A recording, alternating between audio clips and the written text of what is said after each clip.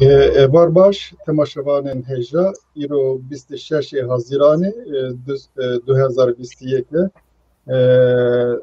programa me derheqê jeopolitika guherîn krîza îdeolojîk û li Tirkiyeyê çûyin Tirkiye bi ku ve diçe wî da ye derheqê wan tiştan da ye. İro du nîvanê min ê giranbihane yek Mehmet Müfit'e, yedinê Mehmet Gül'e. Ez ji her diyan razî xêr hatin dibêjim. Hoş geldiniz. Teşekkürler. Navkere Ben önce bir Kürtçe giriş yaptım. Türkçe'de ona tekrarlayacağım. Bugünkü programımızın başlığı değişen jeopolitik, ideolojik kriz ve Türkiye'de gidişatla ilgili. Tabii gidişattan bahsederken biz bu gidişat karşısında Kürtlerin ne yapabileceğini de fırsat bulunca konuşacağız. Misafirlerimizden her ikisini de Çarpıel izleyicileri tanıyorlar. Mehmet Gül kendisi PAK Genel Başkan Yardımcısı. Mehmet Müfit siyasetçi, sosyolog. Eğer özel olarak kendileriyle ilgili başka bilgi vermek isterlerse buyurabilirler. Yani ben fazla bir şey de bilmiyorum. Fazla şeylere tekrar da etmek istemiyorum. Söyleyeceğiniz bir şey var mı bu konuda? Yok. Hayır. Evet. O zaman şöyle yaparım. Yani değişen jeopolitik elbette başlıklardan bir tanesi. Ondan sonra Türkiye'deki durumun ideolojik krizle ilişkisi var. Türkiye'de gidişattan bahsederken genellikle bizim değerlendirmemiz dünya analiziyle başlar ama bu sefer biz tersten başlayacağız. Daha mikro düzeyde bir örnekten hareket ederek durumu bir çeşit analiz etmeye çalışacağız. Türkiye'de biliyorsunuz bu Sedat Peker'in konuşmaları, ifşaları büyük bir olay oldu. Haftalardır kamuoyunu meşgul ediyor. Şimdi bunun ifşaları siyasete de önemli bir malzeme oldu. Gazetecilere, yayına büyük bir malzeme sağladı.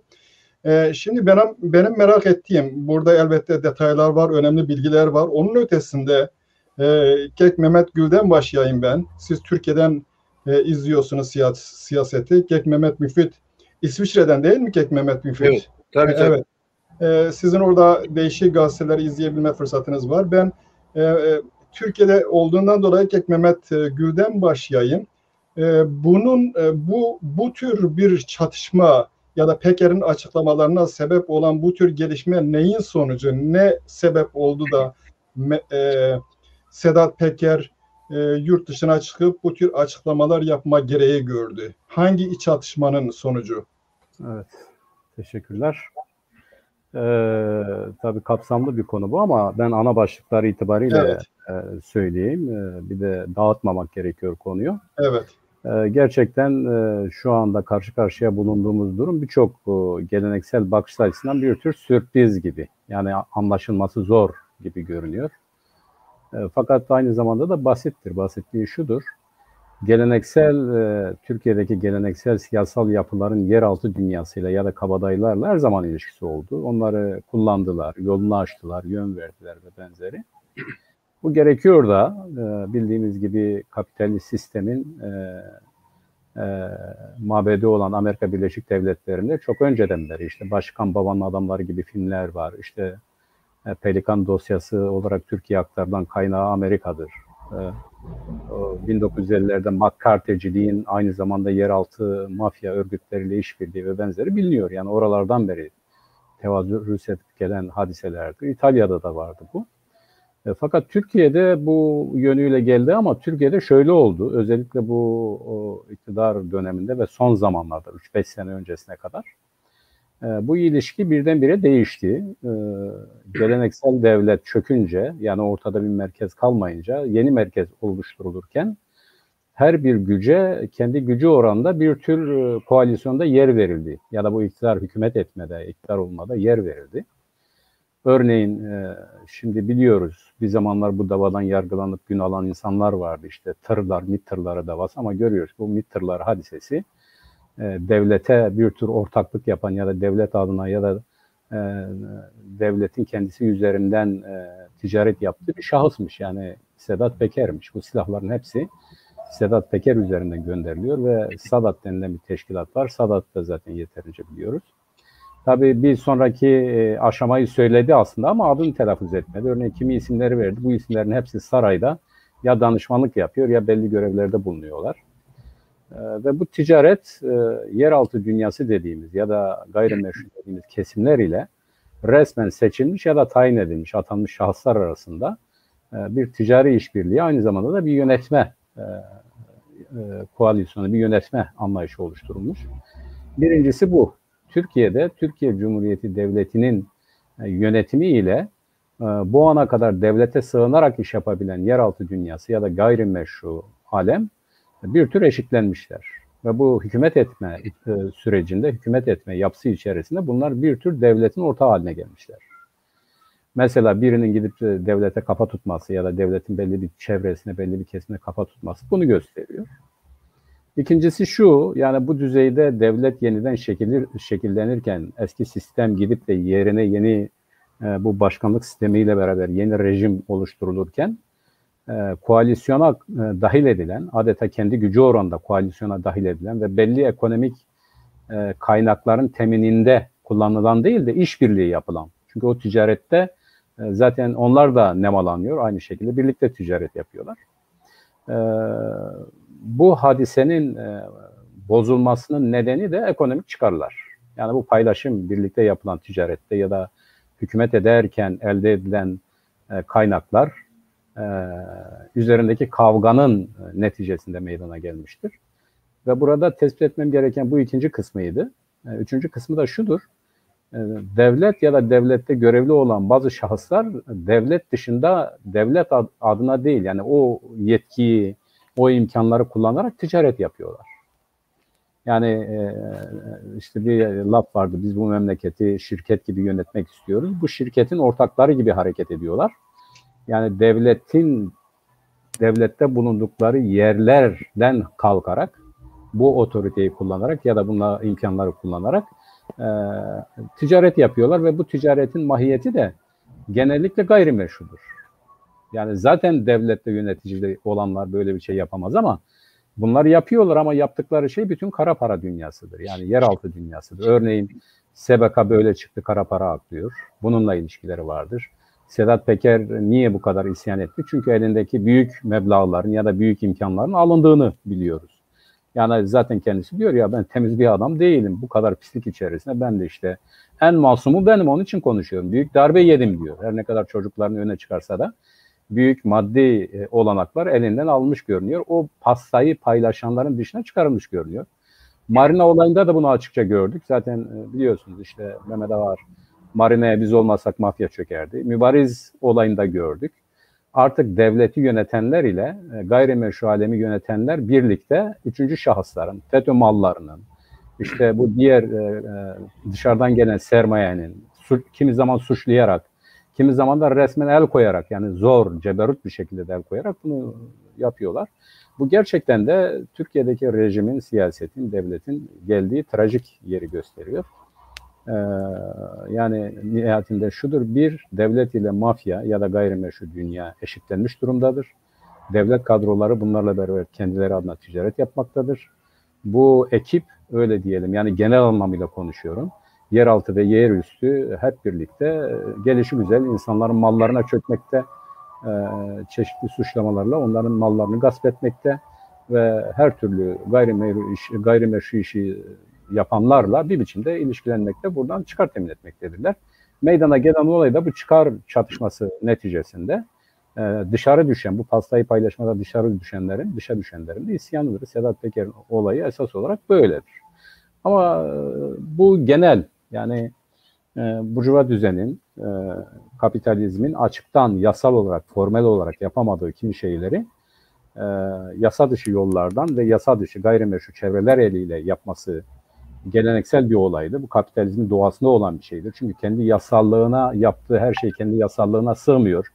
Bazen yasa dışına çıkarak bunları yapması gerekiyor. Bunu da yapıyor. Türkiye'de olan bu, fakat bu Türkiye'de kural haline gelmiş. Diğerlerinde istisnadır. Türkiye'de bu artık kural haline gelmiş. Gerçekten de kötü bir durum. Yani bu tespit açısından söyleyeceklerim bunlar. Ama onun dışında ne olabilir de daha sonra değinmek isterim. Evet. Ben şu pencereyi kapatayım, ses geliyor. Pardon. Pardon. O zaman Kek Müfit, ben size geleyim bu meseleyle ilgili. Şimdi Türkiye'de geçmişte de mafya ve devlet ilişkileri vardı ama bu sefer ortaya çıktığına göre mafya devlet ilişkileri eskisinden epey daha ileri gitmiş. Hatta denilebilir ki mafya bir çeşit paralel devlet, kimi zamanlarda devletten daha üstün, kimi zamanlarda kimin devlet olduğu, kimin mafya olduğunun belli olmadığı bir ilişki. Burada bir de cumhur sistemiyle birlikte daha fazla merkezileşmeye önem verildi. Eskiden de merkezi bir devletti ama cumhur sistemi daha merkeziyetçi bir sistem getirdi. Acaba bu merkeziyetçi sistem, çünkü merkeziyetçi sistem aynı zamanda kontrolün daha azaldığı bir sistem anlamına geliyor. Mafya türü yapılanmalara daha mı fazla olanağı sağlıyor? Ne dersiniz? Daha mı onlar için avantajlı bir durum? Tabii, gayet tabii. Şimdi bu durum Türk Devleti'nin yapısıyla ilgili bir şey. Kuruluşundan beri Türk Devleti'nin bu tür yöntemleri, bu tür organizasyonları kurduğu, yönlendirdiği, geliştirdiği, yeri geldiği zaman da kafasına vurduğunu hepimiz biliyoruz. Bunun birçok örnekleri vardır. Ve bu olay yeni değil. Daha önce mesela bir Kürt iş adamı vardı, Baybaşin, Hüseyin Baybaşin. Onun açıklamalarını eğer daha önce okumuşsanız 90'lı yıllarda çok daha müthiş açıklamalar yapmıştı o adam da. Yani bu olay yeni değil. Ben dolayısıyla bu Peker olayı, Sedat Peker olayı çok abartılıyor. Birçokları değişik yüklemler yüklediler. Ama ben o kadar abartılması gerektiği kanatında değilim. Şundan dolayı. Çünkü hepsi devletin kontrolünde olan bir şey. Bir defa bu uyuşturucu ticareti başından beri Türk Devleti'nin kontrolünde olan bir şey. Başından beri. Ve dikkat ederseniz mafyalara mesela yön veren, onları belli yerlere getiren, sonra gerektiği zaman susturan, hatta ellerinden alan devletin kendisi. Kürt mafyası diye tanımlanan birçok bu işle ilgilenen karanlık yönleri de olan birçok kesimi bizzat tasfiye eden yine devletti. Ama onları tasfiye ederken yerine işte Türk mafyasını yerleştirdi ve onlar yapıyor. Şimdi olay nereden kaynaklanıyor? Afganistan'dan İran'a geliyor. İran'dan Türkiye'ye, Türkiye'den de Batı Avrupa'ya, dünyanın öbür yerlerine taşıyor. Ve 2000'li yıllarda çok iyi hatırlıyorum. Avrupa Birliği, Avrupa Parlamentosu'nun bir açıklaması vardı. Her ay Türkiye'den Batı Avrupa'ya o dönemler, belki şimdi daha da artmıştır ya da azalmıştır bilmiyorum. 6 ton uyuşturucu Avrupa'ya, Batı Avrupa'ya geliyor. Türkiye üzerinden. Şimdi Türkiye uyuşturucuyu kendisi üretemiyor. Nereden geliyor? İşte daha çok Afganistan'dan geliyor. Afganistan'dan İran'a geliyor. İran rejimi de işin içerisinde aslında. Yani bu Türkiye'ye mahsus bir olay değil. Türkiye'ye mahsus bir olay değil. Müthiş bir müthiş bir kara para olayı var. Milyarlar söz konusu ve bu 6 tonun karşılığında Türkiye'ye milyarların aktığını Avrupa Birliği bizzat kendisi açıklamıştı. Yani bunu bütün dünya biliyor. Dolayısıyla o bakıma yani Türk devletinin yapısıyla ilintili olduğu için zaman zaman böyle şeyler çıkıyor. Demin arkadaş da izah etti. Çıkar çatışmaları ortaya çıkıyor. Paylaşamıyorlar ya da herhangi bir durum ortaya çıkıyor ve patlak veriyor. Bugün dün Hüseyin Baybaşın'dı. Bugün işte bu adam ortaya çıktı. Yarın bir başkası ortaya çıkar. Ama burada çok önemli bir mevzu var aslında. Nedir bu olay? Şimdi Türkiye gibi ülkelerde ipi her zaman birileri çeker. Şimdi sanıldığı gibi ipi Erdoğan Türkiye'de çekmiyor aslında. İpi her zaman Türk ordusu ve Türk ordusuna genelkurmaya direkt bağlı olan Milli İstihbarat Teşkilatı ipi çekiyor. Yani bunlar çekiyor, ordu çekiyor. O bakıma yani bu tür mesela dikkat edilirse hiçbir zaman orduya dokunmuyor. Ama 6 ton İran'dan Türkiye'den de Avrupa'ya ordunun iradesi dışında, MİT'in bilgisi dışında olabilir mi böyle bir şey? Mümkünatı yok. Ufak tefek şeyler oluyor. Zaman zaman tutuklanmalar oluyor. Bilmem tasfiyeler gündeme geliyor. İmhalar gündeme geliyor. Bunlar öyle ama işin esası bu. Yani Türk devletinin kendisi bizzat bu işin organizatörüdür. Kiminle organize edecek? Bunu şimdi legal ordu kendisi yapamaz bunu. Legal kuruluşlar yapamaz. İllegalite olan işte mafya yapacak tabii bunu. Bu tür insanlar yapacak. Bunlara verecekler. Gayrimeşru olan kesimler yapacaklar. Bu aslında paralel devlet olarak nitelendirilemez. Devletin bizzat kendisinin illegalitede kullandığı organizasyonlar vasıtasıyla yapılan bir iştir. Ve bunun karşılığında da Türkiye'ye kara para olarak müthiş bir para akını var. Giriyor. Hiç kimse kontrol edemiyor bunu. Ama devlet biliyor bu işi. Yani devlete hakim olan kesimler, piramidin başında olanlar ki bu ordudur. Ordu genel kurmayıdır ve etrafındaki diğer siyasilerdir. Bunlar biliyorlar elbette. Bu paranın esası aslında Türk ordusunun Kürdistan'da yürüttüğü savaşı finanse ediyor. Savaşı finanse ediyor. Şimdi hiç düşünebiliyor muyuz mesela yıllardır 35 senedir Kürdistan'da müthiş bir savaş veriyor. Bunun gideri var elbette. Bir külfeti var. Şimdi ekonomik külfeti var. Bu külfeti devlet karşılamak zorunda. Devletin bütçesinde biz Türkiye'nin ne durumda olduğunu gayet çok iyi biliyoruz. Ekonomik durumu öyle çok parlak olan bir ülke falan değil. Doğru, mesela 20 grubu içerisinde yer alıyor. Dünya ölçüsünde 20 yani gelişmiş, çok gelişmiş ya da orta boyda gelişmiş ülkeleri bir araya getiren 20 grubu var. Onlar içerisinde yer alıyor ama Türkiye'nin durumu yani o kadar ekonomik durumun parlak olmadığını biliyoruz. Dolayısıyla Kürdistan'daki bu savaşı ancak böyle finanse edebilir. O bakıma bu devletin kendisi aslında gangster, kendisi aslında çapulcu, kendisi aslında mafyadır. Yani olayın gerçeği bu. Ama hiçbir zaman şunu unutmayalım.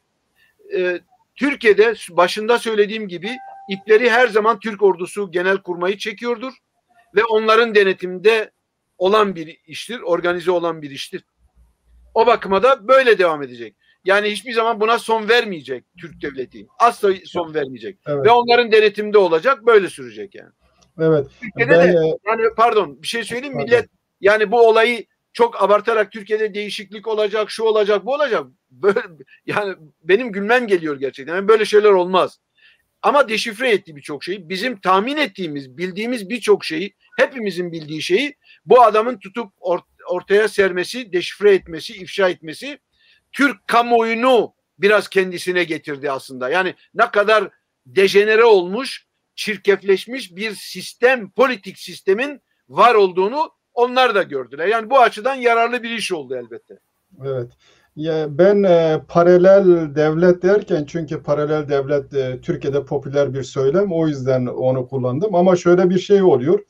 Birileriyle ittifak kurmak istedikleri zaman o birileri sürekli onların arasında da bir rekabet var. Eğer mafya ittifakın içerisindeyse mafya giderek gücünü falan arttırmak isteyecektir. Nitekim biz bunu nerede görüyoruz? Mesela bizim Kars'ta Kürt ayakkabı boyacısı Yaman adam Sezgin Baran Korkmaz gidip inan Kıraç gibi derin devletin önemli adamlarından birisinin ensesine çökmeye çalışıyor. Evet. Ondan sonra tabii enseyi karartıyor. Yani bu işin gidişatında böyle bir şey var.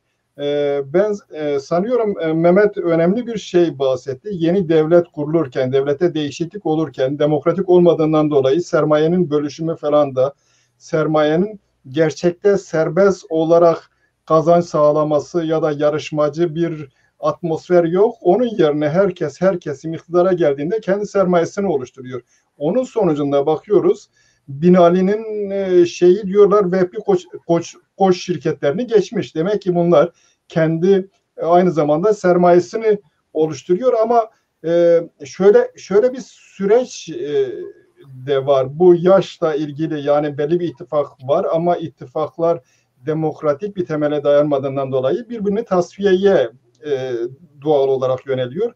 Yaşta diğer kesimlerin tasfiyesi falan da söz konusu. Ben şimdi siz MİT ve ordudan bahsettiğiniz zaman ben şunu çıkarmış oldum. Yani Sedat Peker sadece kendi çıkarları değil, aynı zamanda bir kesimin öyle görünüyor menfaatleri dahilinde hareket ediyor.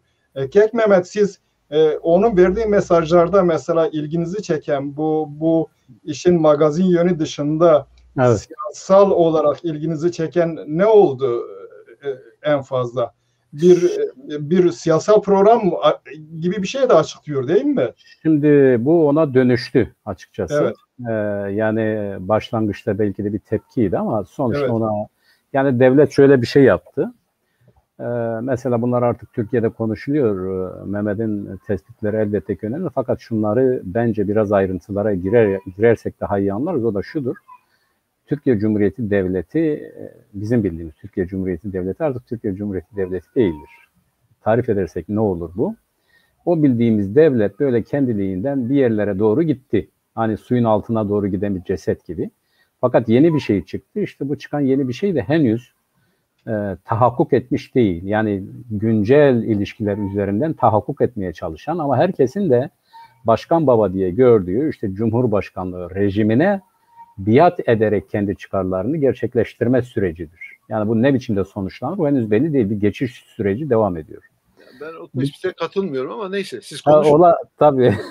Bu geçiş sürecinin tipik özelliği herkesin yani bugün milli ve yerli olan Cumhurbaşkanı'nın arkasında durmaktır. Bu herkesin elinde kendi çıkarlarını ya da kendi tarlasını sürerken hiçbir zaman elinden düşürmediği bir slogandır. Örneğin Sedat Peker'in de yaptığı buydu. Tayyip abi diye devam ediyordu. Oraya karşı bir tavrı tutumu yok. Örneğin ben devletin çıkarlarını savunuyorum, devlete zarar vermiyorum, ben kişilerle uğraşıyorum. Kimdir bu? Devlete aykırı hareket eden işte belli malum kişilerdir. Yani Derin Mehmet'tir, Süslü Sülü'dür gibi. Şimdi oradan şuraya geleyim. Bu politikleşti, şöyle politikleşti. Yani tabii bir sürü kulis bilgisi var. Şu anda görüşmeler devam ediyor. Daha fazla açıklamaması için bir takım garantiler vesaireler veriliyor gibi. Bunları burada birebir anarak ya da deşifre ederek yani duyduklarımızı yerinde de olmaz ama kimi irtibatların olduğu, kimi görüşmelerin olduğu söyleniyor, biliniyor, basına yansıyor. Türkiye'de televizyonlarında konuşuluyor. Fakat şunu bilmemiz lazım. Yani Mehmet'in bence dikkate alması gereken odur. Bir sosyolog, bir siyasetçi olarak bu Bülent Arınç hadisesi eski devletin kara kutusunu götürdü. Yani o derin devlet deşifre edildi. O derin devletten sonra eğer hatırlarsan Mehmet bir ara HDP binalarına yoğun bir saldırı oldu. O bir provaydı. Yeni derin devletin işleyip işlemediğini provaydı. Yani bir malzeme gitti, onu ele geçirdiler, deşifre ve tasfiye ettiler. Bu geleneksel derin devlet, öyle de tarif edebiliriz. Geleneksel derin devlet artık şimdi resmi devlet oldu. Öyle diyelim. Yani örneğin Perinçek grubu, MHP ve bu muhafazakar kesim içerisine gelen milliyetçi duyguları yüksek AKP bu koalisyonla yeni bir devlet inşa etmeye çalışıyorlar. Bu eski devletin aktörlerini devre dışı bıraktılar. Şimdi burada siyasal proje nedir? Şöyle bir şey oldu. Mevcut hükümetin gönderilmesi için ya da olası bir seçimde, çünkü seçim olur mu olmaz mı onu da bilemiyorum, saf dışı edilmesi için bu kesimlerin dışında kalan, iktidardan tasfiye edilen, açıkça böyle. Yani iktidar dışına itilen. Çünkü CHP devlettir yani bu gerçek iktidar dediğimiz zaman ister hükümette olsun ister olmasın CHP bir devlettir yani bir devlet örgütüdür. O devleti kurmuş partidir. O birdenbire onun kadroları, devlette yer alan kadroları ya da o geleneksel mantaliteyi temsil eden kadrolar saf dışı edildi. Nasıl saf dışı edildi? Örneğin Dışişleri Bakanlığı kurum olarak çalışmıyor. Saray ve bir de Dışişleri Bakanı üzerinden çalışıyor. O bakımdan Ali'nin dediği önemlidir. Gerçi Mehmet itiraz etti, paralel devlet değil dedi ama şöyledir. Yani diğerini adeta zamana bırakarak öldürüyorlar ya da zamanı geldiğinde tasfiye ediyorlar fakat yenisini de inşa ediyorlar. İşte paralellik buradan geliyor. Eskisine dokunmuyormuş gibi görünüyorlar. Yani biz ona karışmıyoruz. Devlete kim ne yapmış ki diyerek yenisini inşa ediyorlar. Bu yenisini inşa ederken de bu da tasfiyelerle devam ediyor. Şimdi tasfiye edilenlerden biri de Sedat Peker'di fakat evvela bireysel olan konu yani sadece Sedat Peker'le örneğin Süleyman Soylu ile Berat Albayrak arasındaki hadisede belli bir taraf olduğu için tasfiye edilen Sedat Peker dışarı çıktığı andan itibaren kendisinin kullanıldığını gördü, bir tepki gösterdi. Fakat bunun etrafında geleneksel bir yapı harekete geçti. Kimdir bu geleneksel yapı? Örneğin Ergenekon davasında tasfiye edilen çevreler. Örneğin bundan nemalanmak isteyen ya da bunu daha yüksek sesle dile getirmek isteyen CHP tarafı, İyi Parti tarafı. Yani devlet dışına itilen o geleneksel kadrolar birdenbire buradan hareketle bir takım şeyleri daha rahat söylediler. Tabii ki bu siyasi yönü de oluşmuş oldu. Bundan ne çıkar? İstiyorsan ona da cevap vereyim. Fakat bir de görülmesi gereken şudur, bu çok önemli.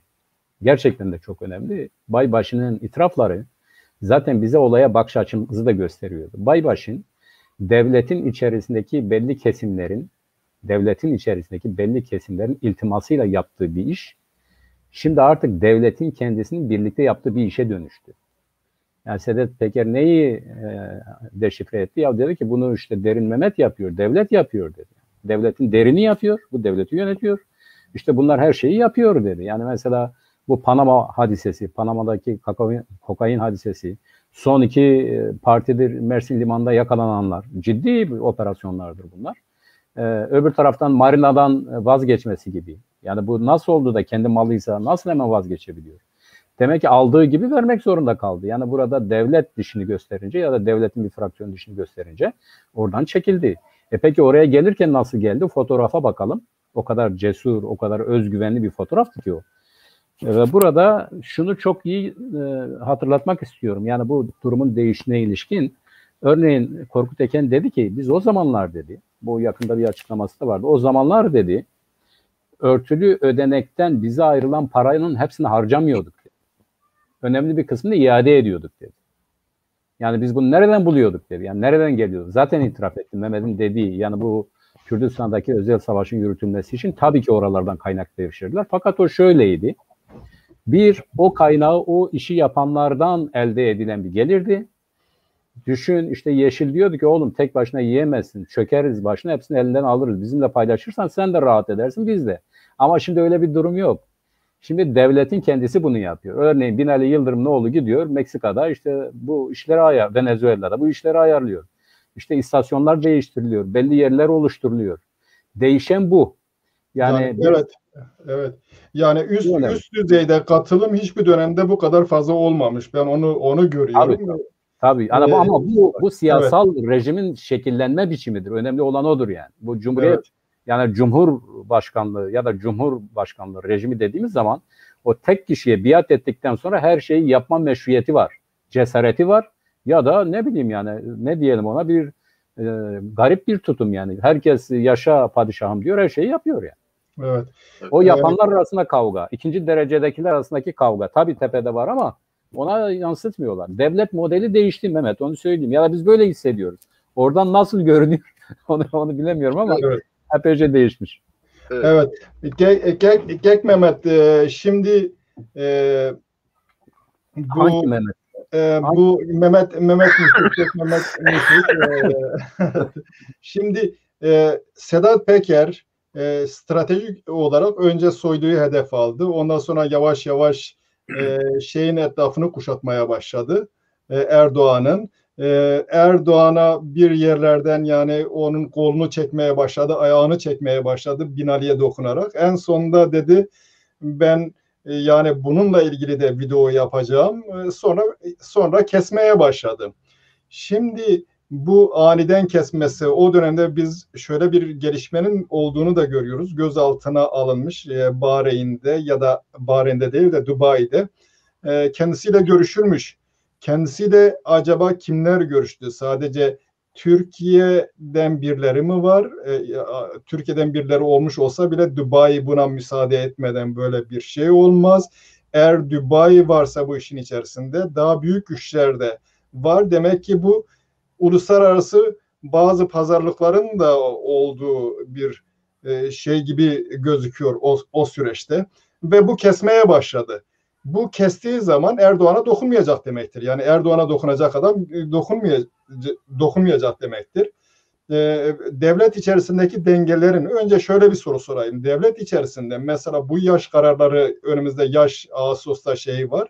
Orada Erdoğan'ın aslında işte bu Kemalist olan bilmem Ergenekoncu olan İçindeki bazı ilericiler de olabilir. Ona bilemiyorum. Öyle diyorlar. Onlar da varmış.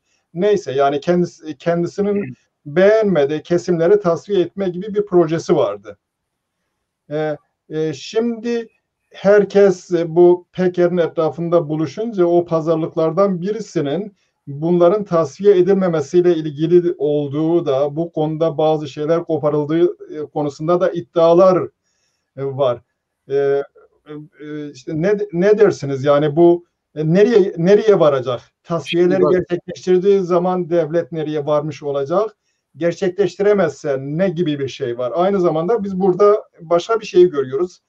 Bu bir kriz hali, yani bir ideolojik kriz hali de aslında. Ya ben yani şimdi olaya şöyle bakmak lazım. Bak, evet. Şimdi bir defa siyaset sosyolojisi açısından bakıldığı zaman ne görüyoruz Türkiye'de? Bir devlet sistemini görüyoruz, değil mi? Evet. Devlet sistemi var. Ve bu devlet sisteminde esas olan kesim var. İktidar olan, iktidar erkini elinde bulunduran kesim var. Bir de aşağılara inince detaylara yayılan ilişkiler ve gruplaşmalar var. Fakat ben onun için söyledim, yani Türkiye gibi ülkelerde her zaman ipi birileri çeker. Ve şimdi siz, yani siz derken ben sizi özel olarak kastetmiyorum. Önemli değil, ben de kastediyorum. Kek Mehmet'in açıklamalarına katılıyorum ben. Yani olayın detaylarına iki boyutta değerlendirdiğimiz zaman, birincisi devleti devlet sistemine hakim olan kesimi ele aldığımızda olaya farklı yaklaşırız. İkinci boyutu, oradan aşağı doğru indikçe işte kümeleşmeler, çıkar çevreleri, hükümetler, politik partiler, politik gruplaşmalar ya da işte mafya grupları, o zaman durum daha farklı bir boyutta ele alınması lazım. Şimdi biz altta yayılmış olan ilişkiyi devletin tepesinde olan bir olaymış gibi görüyoruz. Ben olaya öyle bakmıyorum ve Türkiye'de yeni bir politik sistem de kurulmuyor aslında. Öyle bir şey yok, yani bu konuda yanılgıya düşmeyelim. Sadece Türkiye'de ordunun toparlanması olayı var. Ordunun yeniden bütün her alanda kırılmış olan, o kendileri tarif ederler ya, işte emir komuta zinciri kırıldı. Çok önemli bir darbe aldı ve işte kendisini gittikçe güçlendirmeye, toparlamaya çalışıyor. Şimdi asıl biz Kürtler aslında dikkatimizi oraya çevirmemiz gerekiyor. Şimdi iktidar erkini elinde bulunduran kesim, devleti elinde bulunduran kesim demektir. Bu kimdir? Bu ordudur. Türkiye'de 650 bin kişilik bir ordu var. 650 bin kişilik ordu içerisinde 138 bin subay kadrosu var. Düşünebiliyor musunuz? Ordu içerisinde bir ordu. Şimdi Türkiye'deki sadece siyaseti değil, iktisadi de yönle aslında hakim olan ya da en önemli ölçüde etkileyen ordunun kendisidir. Bu siyaset eski bir siyasettir. Yani orduyu iktisada, ekonomiye entegre etme siyaseti. Bu 3 ülkede denenmiştir. Birincisi Türkiye'dir, ikincisi Mısır'dır, üçüncüsü Cezayir'dir. Ve bu 3 ülkede de birbirlerine benzeyen o kadar çok büyük benzerlikler var ki, ama Türkiye çok çarpıcı, bizi ilgilendirdiği için, üzerinde durduğumuz için, daha yakinen bildiğimiz için dikkatimizi oraya çevirmemiz gerekiyor. 138 bin kişilik subay ordusu Türkiye'yi örümcek ağı gibi yönetiyor. O bakıma sonradan yetişme bir takım milyarderler, milyonerler Türk ekonomisine hakim değiller. Mesela demin Koç'un sermayesiyle mukayese ediliyor. Çok müthiş bir abartı yani. Binali'nin bilmem birkaç milyara sahip olsa ne olacak? Ama Türk ekonomisine büyük holdingler var. Ama bu büyük holdinglerin başında kim geliyor işte? Koç geliyor, Sabancı geliyor, Eczacıbaşı geliyor ve Oyak geliyor. Oyak'ın kendisi o kadar müthiş bir şekilde Türk ekonomisine nüfuz etmiştir ki Koç'ta sermayesi var, Sabancı'da var, hepsinde var aslında. Yani hissesi var. Türk ordusunun olmadığı, Oyak'ın sermayesinin olmadığı bir tek şey yoktur, yani ekonomik dal yoktur. O bakıma şimdi bu kara para getirdiği için, ucuz kara para getirdiği için Türk ordusu oraya da el atmıştır. Ben Mehmet arkadaşın söylediğine katılıyorum aslında. Belki önceleri direkt ordunun ya da devletin denetiminde değildi ama sonradan bana kalırsa Kürt mafyası diye tabir edilen iş adamlarının bizzat fiili olarak, aslında onlar siyasi cinayetlerdir. Mafya devlet çatışması değil. Kürtlere yapılan siyasi cinayettir aslında o. O cinayetlerden sonra dikkat edin, Türk devleti direkt Türk mafyasına yol verdi ve hepsini denetim altına aldı. Hepsini denetim altına aldı. Şimdi bütün olay Türk devlet sistemi içerisinde bir parçasına hitap ediliyor. Bu Peker olayı budur aslında. Bir parçası. Sistemin kendisini ona hitap eden o düzeyde büyük bir olay değil Peker olayı. Bu konuda bir yanılgıya düşmeyelim. Asıl dikkatlerimizi biz Türk ordusu ve yapmak istediklerine bakmak gerekiyor. Yani çevirmemiz gerekiyor. Olay budur. Şimdi o bakıma siyaset sosyolojisi bize o imkanı veriyor. Esas olanla esasa bağlı olan kesimleri birbirinden kategorize de edebiliriz, ayırabiliriz. Böylece Türk devlet sistemini daha yakın bir şekilde, daha rahat bir şekilde anlayabilme imkanımız olur ki bu bize Türk devletini sadece takip etme değil, iç ilişkilerini, çelişkilerini değil, aynı zamanda ona mukabil olarak siyaset oluşturmamızın da yolunu açar. O bakıma çok önemlidir bu. Bir detaya, aşağıya doğru sarkmış olan bir takım çıkar gruplarına bakıp orada bir siyaset oluşturamayız. Maalesef olay bu.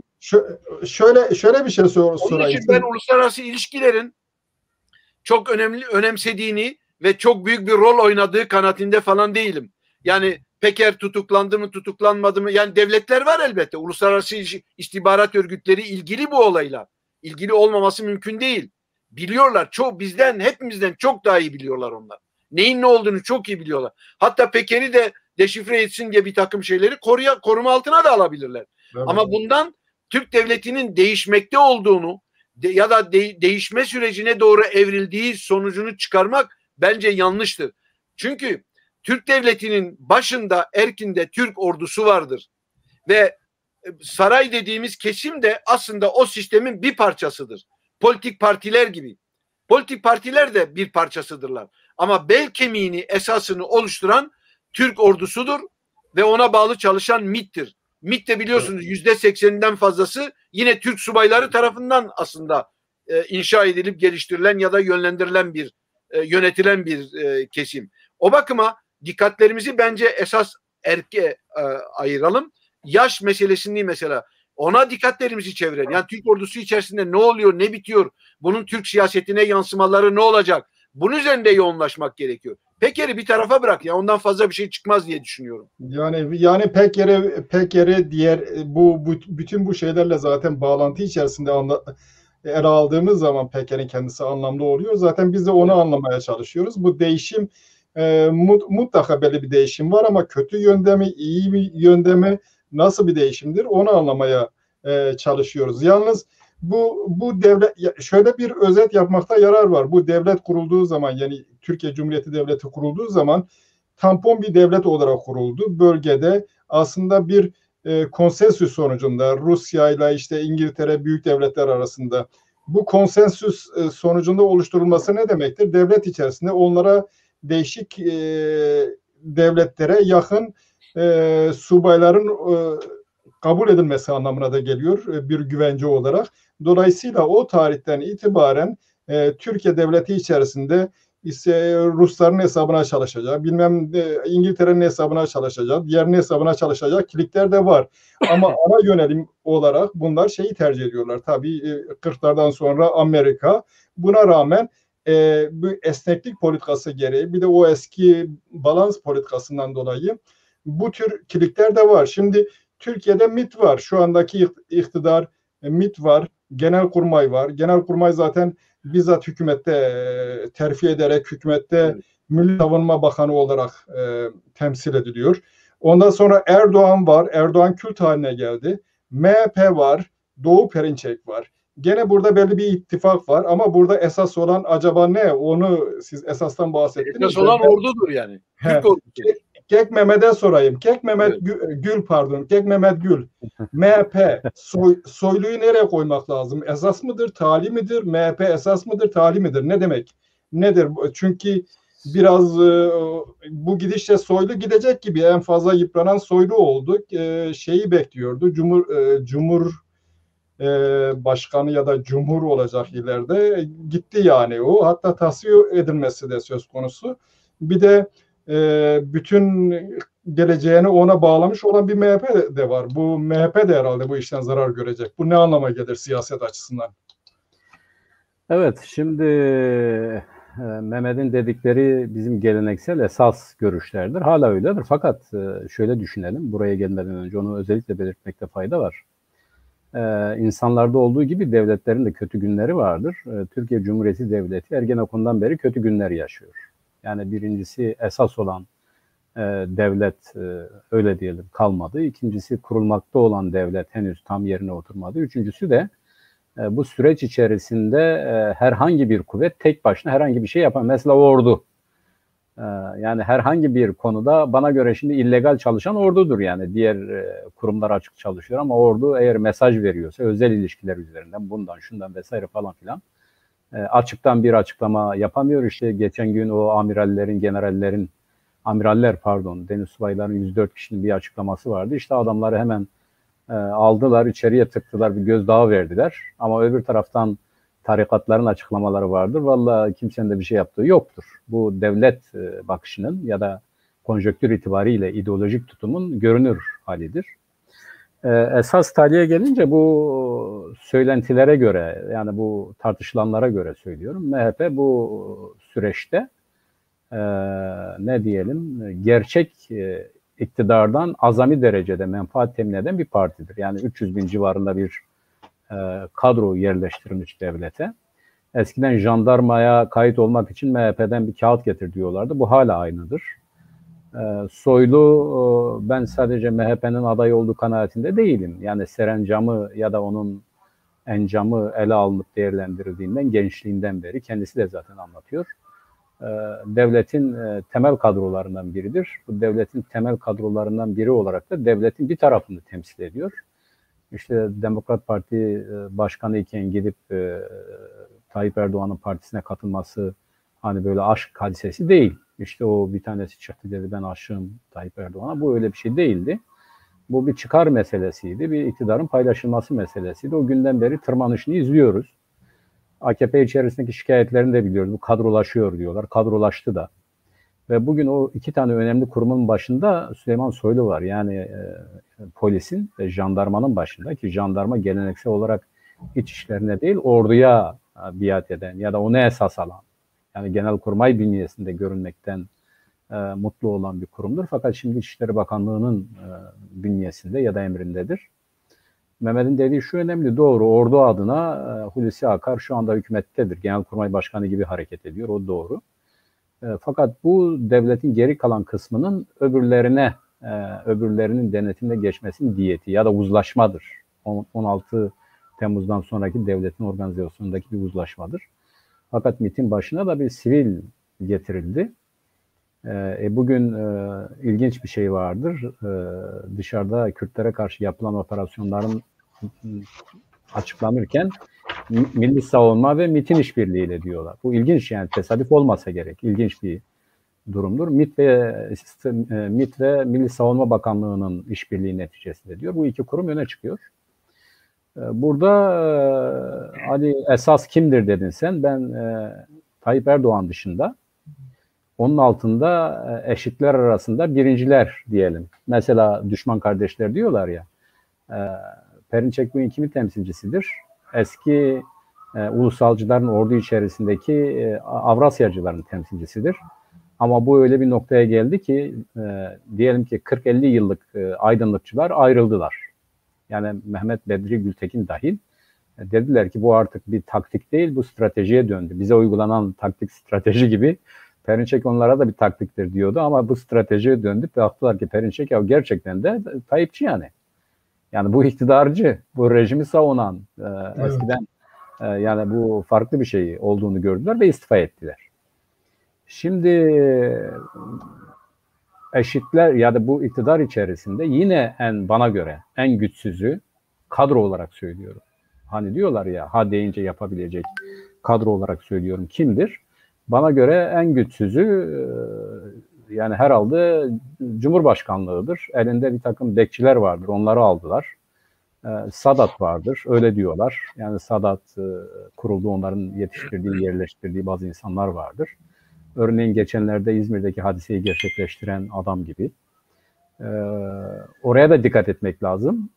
Ben devlette bütünsel bir tavır göremiyorum. Kötü günlerini yaşıyor. Bu kötü günlerde de şunu örnek verirsem herkes ya da biz daha sağlıklı bakış elde edebiliriz. Peker Soylu'yu kitlenin önüne atınca Soylu sarayı tehdit etti. Yani dedi ki ben 25 Aralık hadisesini biliyorum. İşte birisi $10.000 rüşvet alıyor. İşte eski bakanların evinden kasalar çıktı gibi. İşte ben Davutoğlu'nu tasfiye eden benim. Yoksa o seni devirmek istiyordu. Bu biliniyor gibi. Yukarıyı tehdit etti. Ama koruma konusunda da daha aşağıdaki adam çıktı. İçişleri Bakanlığı'nı tehdit etti. Dedi ki sıkıysa al dedi. Al da görelim bakalım ne oluyor dedi. Şimdi devlet hiyerarşisinde her şeyin normal gittiği bir devlet düzeninde bu tip şeyler olmaz. Yani bunlar oluyorsa örneğin yani diyelim ki bir karakol komiseri, bir karakol müdürü kalkıp işte bir sıkıysa gel beni al diyorsa burada problem var yani. Gel al dediği adam gidip alamıyor. Öbürü sen benim aleyhimde nasıl böyle konuşabilirsin? Yani 17-25 Aralık hadisesini nasıl sen böyle yapıyorsun? Onu görevden alamıyor. Yani birdenbire sahipleniyorlar. Böyle bir iyi kötü idare edecek şekilde bir şeyler yapmaya çalışıyor. Fakat tutmuyor. O kesimler içerisindeki kavganın bana göre görebildiğim kadarıyla düzeyi çok derinlere gitmiş. Artık üstü örtülecek bir hadise değil. Birileri birilerini tasfiye etmek istiyor. Birileri birilerini göndermek istiyor. Bu sadece tek başına iktidar olma meselesi değil. Yani bulundukları yer itibariyle öbürünün önünde engeldir. Örneğin $10.000 rüşvet alan siyasetçi hala açıklanmadı ama soruluyor. Açıklayamıyorlar. Yani açıkladığı anda ciddi problemler çıkacak. Ne onlar o açıklayacağım diyeni görevden alabiliyor, ne o görevden alma ihtimali olan bunu açıklayabilir. Şimdi bunlara baktığımız zaman devlet nihayetinde hiyerarşik bir yapıdır. Yani aşağının yukarıya bağlı olduğu, yukarının aşağıyı bertaraf edebileceği bir sistemdir. Yani bu mutlak böyledir. Yoksa devlet olmaz ama bugün görünüre baktığımız zaman bu devletin işlemediği görülüyor. Evet. Bir diğer koalisyon ortakları itibariyle de bu böyledir. En zayıfı olan Perinçek bile az önce de söyledi, Mehmet de söyledi, bu yaş yani bu önümüzdeki günlerde bu ordudaki terfilerin ele alınacağı bir zamanda işte sen söyledin Ali, acaba Peker bu konuda kullanılıyor mu ya da bununla pazarlık unsuru mu falan olabilir. Fakat şu vardır, dikkat edersen geçen yaş 500-600 kişi tasfiye edildi. Tasfiye edilenlerin çoğu Avrasyacıydı ve Avrasyacıların gıkı çıkmadı. Şunu görüyorlar, yani gıkı çıksa ne olacak? Yani daha çok uzlaşmak istiyorlar, daha çok onu savunmak zorunda kalıyorlar. Demek ki bunların gücü işte Başkan Baba'ya ya da tepedeki Cumhurbaşkanlığı rejimine kafa tutacak düzeyde değil. Kendi güçlerini biliyorlar. MHP'de böyledir. Yani bazen yüksek sesle konuşuyor ama öyle bir yere geliyor ki sesini indirmek durumunda kalıyor. AKP'de böyledir. Hepsi açısından şu aşamada birilerini tasfiye edecek ya da denetimi altına alacak bir durum söz konusu olmadığından bu reel yapı üzerinden durumu idare etmeye çalışıyor. Fakat 2023 yılında eğer bir seçim olursa, yani seçimin olup olmayacağı konusunda gerçekten benim öyle fazla emin olduğum bir konu değil. Eğer olursa bir yıl önce olur. Çünkü bir yıl önce olursa ancak Cumhurbaşkanı yeniden aday olabilir. Ama 2023 yılında olduğu zaman yeni tartışmalar başlar. Yani aday olur mu, olmaz mı, oldu mu, olmadı mı, meşru mu, değil mi gibi. Onun için 2023 yılına kadar ya da seçime kadar bunlar birbirlerini idare etmeye çalışıyorlar. Uluslararası boyutu var. Ona da yani ona birazdan gireriz. Evet. Şimdi Ekek Mehmet Müfit şöyle yani ben gerçi öyle bir soru sordum. Peker'in açıklamalarında tabii bir kere ben onu bu açıklamaları kendi başına yaptığını düşünmüyorum. Onun arkasında daha üst bir akılın olduğunu düşünüyorum. Kürtler açısından ya da politik olarak ilgimi çeken birkaç mesajı vardı. Birincisi, Mustafa Kemal'e sahip çıkıyor. Mustafa Kemal'e sahip çıkması demek şeyi onaylamıyorum, Erdoğan'ın gidişatını onaylamıyorum demektir. Bir bu. İkincisi, bütün suçları İnönü'ye yüklüyor. Diyor ki bu şeyleri İnönü yaptı. Kürtlerle ilgili Kürtlerin işte PKK'nın ortaya çıkmasının sebeplerinden bahsederken 12 Eylül'ün Kürtlere yaptığı baskının böyle bir hareketin ortaya çıkmasını ya da güçlenmesine sebep olduğunu belirtiyor. Diyor annesinin çocuğunun yanında kadınlar soyuluyor. Ne yapar bu insan? Elbette dağa çıkar. Başka babasına bok yedirilmiş diyor. Bu tür şeylerden bahsediyor. Ondan sonra Suriye Kürtlerinden bahsederken ilgimi çekti. Mesela dedi ki biz onları kabul edecektik. Ama dış işlerinde onlar bize az buçuk uyacaklardı. Fakat biz ticaret yapacaktık. Alevilerle ilgili de işte böyle bazı şeyler falan söylüyor. Onlar vergi veriyorlar. Niye biz onlara eşit insan muamelesi yapmıyoruz? Yani sanki böyle bir politik bir program da var. O zaman insanın aklına şöyle bir şey geliyor.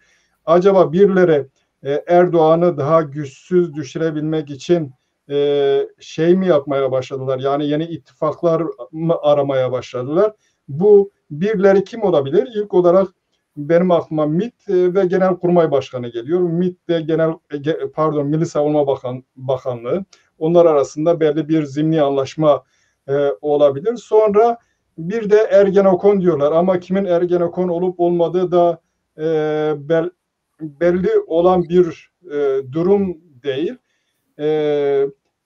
Ne dersiniz? Yani o verdiği mesajların bir anlamı var mı? Ya tabii ki. Yani şimdi bu adam belli kesimler tarafından korunduğu ve teşvik edildiği açık. Evet. Değil mi? Bunu biliyoruz yani, evet. görüyoruz. Evet.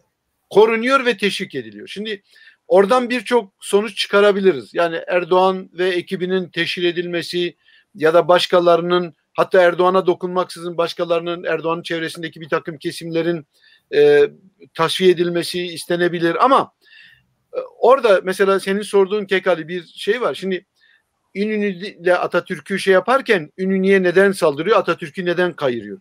Bu gayet açık yani.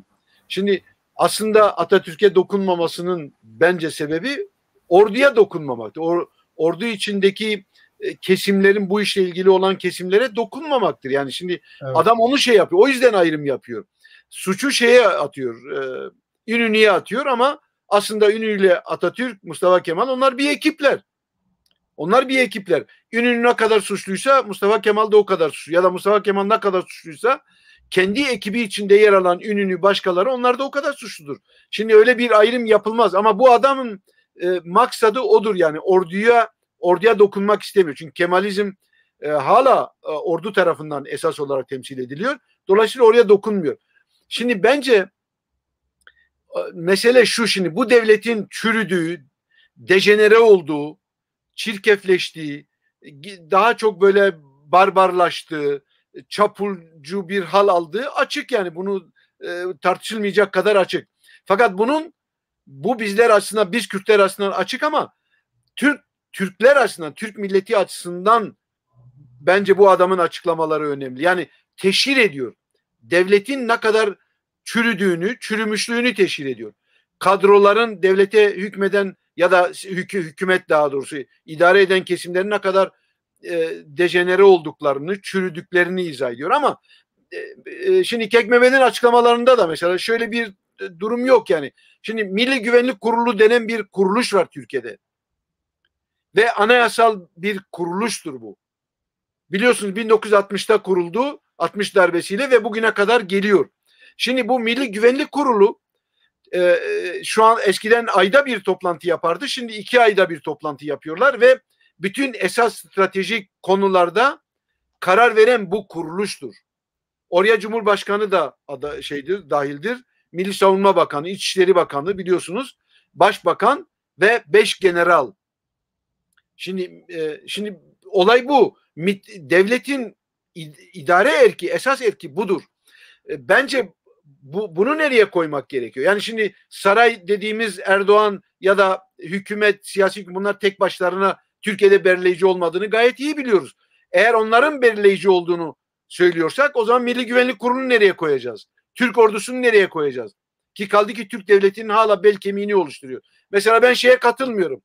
Kürtlerin bir kısmı, özellikle bu PKK'liler, HDP'liler bilmem ya da Türkiye'de legal siyaset yapan bir takım kesimler, duydum ben bizzat kendim, Çarpel Medya'da da duydum, bir takım arkadaşlar söylüyorlar.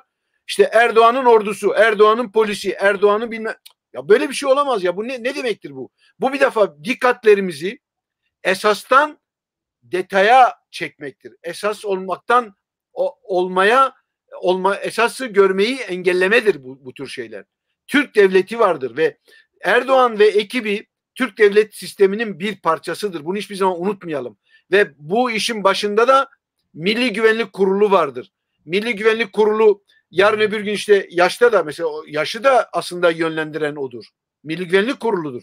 Karar veriyorlar, yapıyorlar. Şimdi bakacağız.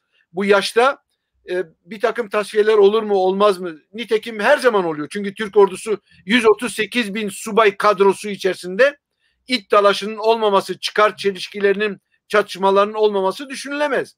Her zaman vardır bu. Nitekim 60 darbesi Kürtlere karşı yapılmadı. 71 darbesi Kürtlere karşı yapılmadı ya da sol kesimlere karşı yapılmadı. Kendi iç çelişkilerinden dolayı o darbeler yapıldı. Bunu biliyoruz. Yani bu ne demektir? Çıkar çatışmaları tepeye yansıdığı zaman darbe yapıyorlar ve hizaya getiriyorlar. Nitekim 82 Anayasası bu üç darbenin sentezinin neticesinde oluşmuş bir anayasadır ve hala da hükmü geçerlidir o anayasa. O anayasa değişmedi. Bu bakıma Peker olayı ve Peker'in teşkil ettiği kesimler üzerinde, yani biz Kürtler açısından fazla üzerinden siyaset çıkarabileceğimiz bir şey yok, ben onu söylüyorum. Sadece iç çelişkilerini bilmemiz açısından bize yardımcı oluyor, doğru. Devleti teşkil ediyor, bu doğru.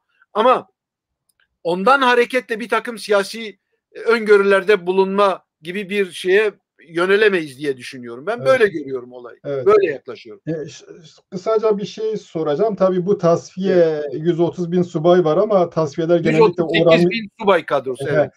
Tasfiyeler yalnız amiral generaller düzeyinde oluyor. O da generaller belki 500 tane mi vardır, 1000 tane mi varmış bilemiyorum. Yani bu bakımdan önemli bir.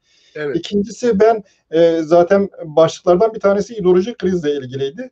Şimdi Kemalizm kriz içerisine girdi. Çünkü Kürt meselesi diye bir sorun vardı. Ondan sonra o devam etti. Başka sorunlar dincilerle, inanç özgürlüğüyle, şunla bununla ilgili sorunlardan dolayı Kemalizm yerine başka bir şey denendi. Bu sefer yeni denenen şey İslamcılık sosu. Belki Amerika'nın beklentisi ılımlı İslam olacaktı ama İslam aslına rücu ederek gerçek bir İslam olduğunu gösterdi ve Osmanlıcı bir politika izleyerek bunlar Suriye'ye, çevre bölgelere falan müdahale etmeye başladılar. Şimdi bu alanda bir başarı kazanılmadı. Aslında imparatorluk konusunda başarılı olan ülkeler esnek politikayla başarılı oluyorlar. Bunlar Osmanlı'nın da başlarda dikkat ederseniz politikaları esnektir. Bunlar esnek politika yerine Türkiye Cumhuriyeti'nin politik kodlarıyla Osmanlıcılık yapmaya başladıkları zaman sert duvarlarla çatıştılar. Şimdi burada fazla bir başarı kazanılmadı. Nitekim İdlib'de olsalar bile falan askeri başarıları, ekonomik olarak çöküş var. Bu ne anlama geliyor? İdeolojik olarak burada bir problem var. Bir. İkincisi Kemalizmde problem. Değil mi? Kemalizmde de bir problem var. Şimdi hiç Osmanlı'ya sahip çıkmasan, Mustafa Kemal'e de sahip çıkmasan, sahip çıkacak bir şey de kalmıyor. Onlar açısından onlar öyle düşünüyorlar. Belki başka bir şekilde hareket etmek lazım. İdeolojik bir krizin olduğu belli. Bu bir de yeniden işte bu Biden'ın Avrupa'da toplantısı, NATO'yu güncelleme, herkesi tekrar hizaya getirmesinden sonra Amerika'nın yeni dış düşman Çin jeopolitik gereği bu saflarını belirlemek zorunda. Burada ister istemez bazı ideolojik tercihler gündeme gelebilir. Ne olabilir yani geleceğin? Türkiye bu işi nasıl idare edebilir? Mehmet Müfit, siz kısaca bir Tamam. cevap verin. Ondan sonra Şimdi bir ben defa aynı soruyu Mehmet Gül'e sorayım. Türkiye'de bir ideolojik krizin olduğu ortada. Yani Evet. işte Kemalizm oluyor, ondan sonra bu sefer Türk-İslam sentezi ortaya çıkıyor. Bir takım, yani bu kargaşalıkların önemli bir sebebi aslında bu ideolojik şeydir, krizin yaşanmış olmasıdır. Neden? Çünkü hiçbir zaman yerine oturmuş demokratik bir sisteme dönüşmedi. Her zaman diktatöryal bir devlet olarak kaldı ve öyle de devam ediyor. Şimdi mesela yeni Joe Biden hükümetiyle birlikte bu ideolojik saflaşmalar, ideolojik çatışmalar yeniden gündeme geldi. Şimdi Türkiye gibi bir ülkede hala ideolojik arayışlar var. İşte bu Ergenekonculuğun ortaya çıkması, Asyacılık bilmem ne, bütün bunlar hepsi o karmaşadan ortaya çıkan, bu krizden, ideolojik krizden ortaya çıkan şeyler. Çünkü demokratik bir sisteme oturmamış. Dolayısıyla demokratik bir içerik taşıyabilecek düşünce sistemi olarak bir ideolojiye tekabül etmiyor Türkiye. Yani demokratik bir şeye tekabül etmiyor. O bakıma her zaman bu türden arayışlar olacak. Mesela Mısır'la mukayese ettiğimiz zaman Mısır'da Arap milliyetçiliği var. Ama Arap milliyetçiliği yerine oturmuş bir milliyetçiliktir. Aynı zamanda İslam'dan da beslenmiştir. Fakat Arap milliyetçiliği yerine oturmuştur. Cezayir'de de öyle. Devlet ideolojisi topluma şey yapmış. İslam ideolojisi var ama İslam ideolojisi bir türlü kıramıyor. Nitekim Arap Baharı ile birlikte biliyorsunuz Mısır'da işte çok ciddi bir değişiklikler oldu ama ekonomiye, siyasete hakim olan ordu tekrar ipleri eline aldı ve darbe yaptı, tasfiye etti. Tekrar hakim hale geldi. Şimdi Türkiye'de bu tür şeylerin olması yani biraz zor gibi, şu açıdan zor. Yani bu özellikle 2016'daki işte başarısız olan darbeden sonra biraz zor. Fakat değişik biçimlerle Türkiye'ye bir biçim verecekler. Bu böyle devam etmez. Bu böyle devam etmez. Fakat bu alttan gelebilecek bir şeyle olmayacak. Yine üstten gelecektir. Bizzat Türk ordusunun müdahaleleriyle olacaksa olacaktır. Başka türlü de olmaz. Şimdi ama şöyle bir durum var. Türkiye'yi hangi kategoride değerlendirmemiz lazım? Hangi seviyede değerlendirmemiz lazım? Şimdi jeopolitiği konuşacağız. Jeopolitik ilişkiler içerisinde Türkiye'dir, işte diyelim ki Mısır gibi bir ülkedir ya da İran'dır, buna benzer ülkeleri siyaset sosyolojisi yapan kesimler mezopolitika çerçevesi içerisinde değerlendiriyorlar. Yani orta düzeyde olan, bölgesel düzeyde olan jeopolitik konumu bakımından orta düzeyde güç sahibi olan devletlerin politikası kastedilir bundan. Türkiye'yi o çerçevede değerlendirmek gerekiyor. Ben biraz sonra not almışım, yani bunları konuşmak istiyorum. Çünkü makro politika işte büyük güçlerin, mezopolitika orta bölgesel düzeyde, bir de mikro politika işte bizim gibi devleti olmayan, arayış içerisinde olan işte Kürtlerdir, Katalanlardır, Baskılardır, Filistinlerdir, devlet arayışı içerisinde olan, devlet kuruluşu arayışı içerisinde olan milletlerin, otokton halkların jeopolitik konumu. Yani bunları tabii açıp daha ileride konuşabiliriz ama şimdi Türkiye açısından şöyle bir durum var. Türkiye'yi kendi başına asla düşünmemek gerekiyor. Jeopolitik konumu bakımından kendi başına düşünemeyiz. Düşünmek yanlıştır. Bir defa İran faktörü var. İran faktörü son derece önemlidir. Türkiye'deki ilişkilerin, Türkiye'deki biraz işte bu çatışmaların, Türkiye'ye yeniden çeki düzen vermede çok önemli bir etkendir İran. Biliyorsunuz 1979'da İran'da İslami devrim yapıldı. 1980'de işte biraz gecikmeli olarak, onun tabii iç sebepleri de var. İran, bir sebebi de İran'dı aslında. 12 Eylül askeri darbesinin yapılmasının en büyük sebeplerinden bir tanesi İran'da yapılan devrim. Yani İslami devrim Türkiye'yi o kadar çok etkiliyor ki, koşullandırıyor. Rusya etkeni de var. Akdeniz'de yeni bir takım saflaşmalar, Orta Doğu'da yeni bir takım saflaşmalar ve düzenlemeler var, ittifaklar var. bütün bu çerçeve içerisinde düşünmek gerekiyor Türkiye'yi. O bakıma mezopolitika içerisinde değerlendirdiğimiz zaman Türkiye'de şu anda bir değişiklik beklemiyorum ben. Öyle bir değişiklik olmayacak. Çünkü Amerika ve Avrupa bu haliyle belki Erdoğan'dan kurtulmanın siyasetini yapıyorlar. Bu doğru. Bir ufak bir şey buldukları zaman destekleyecekler. Bir güç buldukları zaman iktidar, legal iktidar gücü diyelim. Türk ordusunun da desteğiyle Erdoğan'dan kurtulacaklar. Eninde sonunda zaten Erdoğan ve ekibi gidicidir diye bakıyorum ve ondan kurtulacaklar. Bunu kim yapacaktır? Üstteki merci yapacaktır. Üstteki iktidar erki yapacaktır. Bu da ordudur. O yapacaktır. Tıpkı Mısır'da olduğu gibi, tıpkı Cezayir'de olduğu gibi. Aynen böyle olacaktır. Fakat şimdi önemli olan Türkiye'nin yerinin belirlenmesidir. Mesela şimdi Amerika'nın yeni yönetiminin işte Joe Biden'ın girişimleri, bunlar böyle eften püften girişimler falan değil. İdeolojiyi ön plana çıkarıyor ve Türkiye'yi de bu bakıma zor durumda bırakmaya çalışıyor. Yani otokratik, diktatör diyeceklerine otokratik diyorlar. Şimdi aslında Türkiye'de diktatöryal bir sistem var. Ama bu diktatöryal sistemin kurucusu Erdoğan değildir. Bu diktatöryal sistemin başında Türk ordusu vardır ve o yapıyor. Erdoğan tabii ona entegre olmuştur. Siyasi partiler buna entegredirler. Mesela Türkiye'de bir muhalefetin, legal planda bir muhalefetin, Mehmet arkadaş daha yakinen takip ediyor. Muhalefetin çıkmamasının sebebi nedir? Bu partilerin hepsinin Türk devlet diktatöryal olan sistemine entegre olmuş olmalarıdır. Dolayısıyla oradan kopamadıkları için şey de yapamıyorlar. Ne diyorlar? Muhalefet de kuramıyorlar. Muhalefet de olamıyorlar. Bir alternatif çıkaramıyorlar. Şimdi CHP'nin şu anda ne farkı var yani diğerlerine? Hiçbir farkı yok. Hiçbir farkı yok. Ve şey olacak yani muhalefet olabilecek bir konumu yok bir defa CHP'nin. Hiçbir legal partinin böyle bir konumunun olmadığını çok iyi biliyoruz. Çünkü hepsi Milli Mütabakat Türk Ordu Genelkurmay'ından çıkma ve Milli Güvenlik Kurulu'nun Türk Devleti'ne kabul ettirdiği milli mutabakat politikasına entegre olmuşlardır. Ona bağlıdırlar ve ondan kopmazlar. Asla kopmazlar. Bunu nasıl izah ediyorlar? Devletimizin bekası diye izah ediyorlar. Türk devletinin bekası icabı bu böyledir. Dolayısıyla da ciddi bir muhalefet söz konusu değil. Olamaz zaten yani.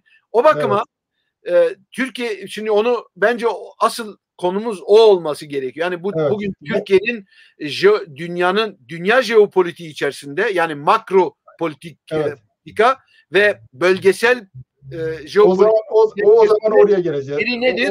Nedir? O yerini belirlenmesi lazım ki çünkü oradan bize geliyoruz. Yani mikro jeopolitiğe geleceğiz yani. Oraya gelelim. Şimdi Biden Erdoğan'la görüştü. Erdoğan'la çok ciddi şeyler belki de görüşmedi. Bazı şeyleri erteledi. Çünkü yok ciddi şeyler görüştüler. Kekali pardon. Çok ciddi olaylar görüştüler aslında. Şimdi yani bilemiyorum onu size sorarım birazdan ama ondan önemlisi galiba Rusya ile Putin'le görüşmesiydi. Çünkü Putin'le görüşme sonucunda, anlaşmaları sonucunda varacakları sonuçlar direkt olarak Türkiye'yi de etkiliyor. Türkiye'nin karar veremeyeceği konularda Rusya ile anlaştıkları zaman Türkiye'de mecbur kalacak. Şimdi bugünkü jeopolitiğe baktığımız zaman jeopolitiğin merkezi dünya açısından Pasifik'e kaymış durumda. Amerika ile Çin arasındaki rekabet dünya çapında en büyük rekabet. Bu çerçevede Batı işte güçlerini birleşik bir cephe haline getirerek Çin'i sıkıştırmaya çalışıyor. Rusya'nın askeri gücü var. Rusya'yı da sıkıştırır ya da nötralize ederse o zaman Çin'i epey sıkıştırır.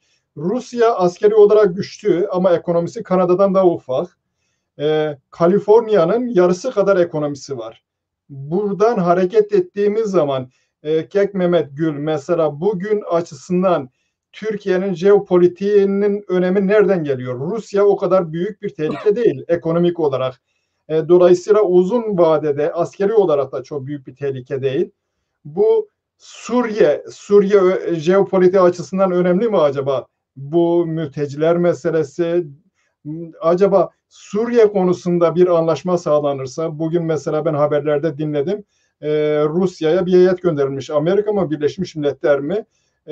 Biden'la Putin arasındaki görüşmeler gereği şeyi sürdürme adına belli ki orada bazı adımlar atılacak gibi bir his bende uyandı.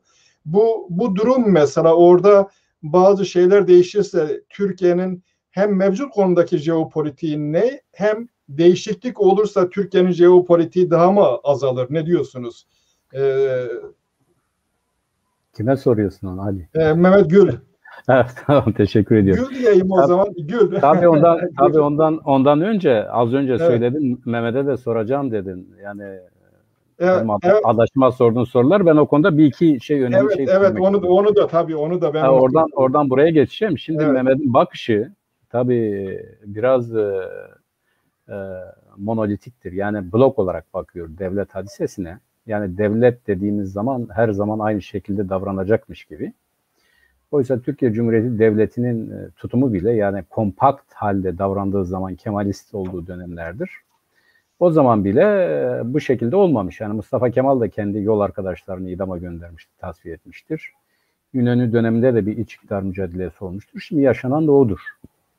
Yani bir en basit örnek işte Trump ile Biden arasındaki farktır. Amerika Birleşik Devletleri'nin otonom hali ya da ne diyelim geleneksel devlet yapısı işte Trump'ı bir türlü kabul etmedi ama Trump da kendi ölçeğinde bir şeyler yaptı. Yani hiç etkisiz değildi. Bir şeyler yaptı, bir şeyler yapmaya çalıştı. Onun da belli bir düzeyde etkisi vardı ama devletle arasında ciddi farklılıklar da vardı. Onun için devletleri monoblok olarak düşünmemek lazım. O devletler nihayetinde o toplumsal yapının yani sosyoekonomik yapının, kültürel yapının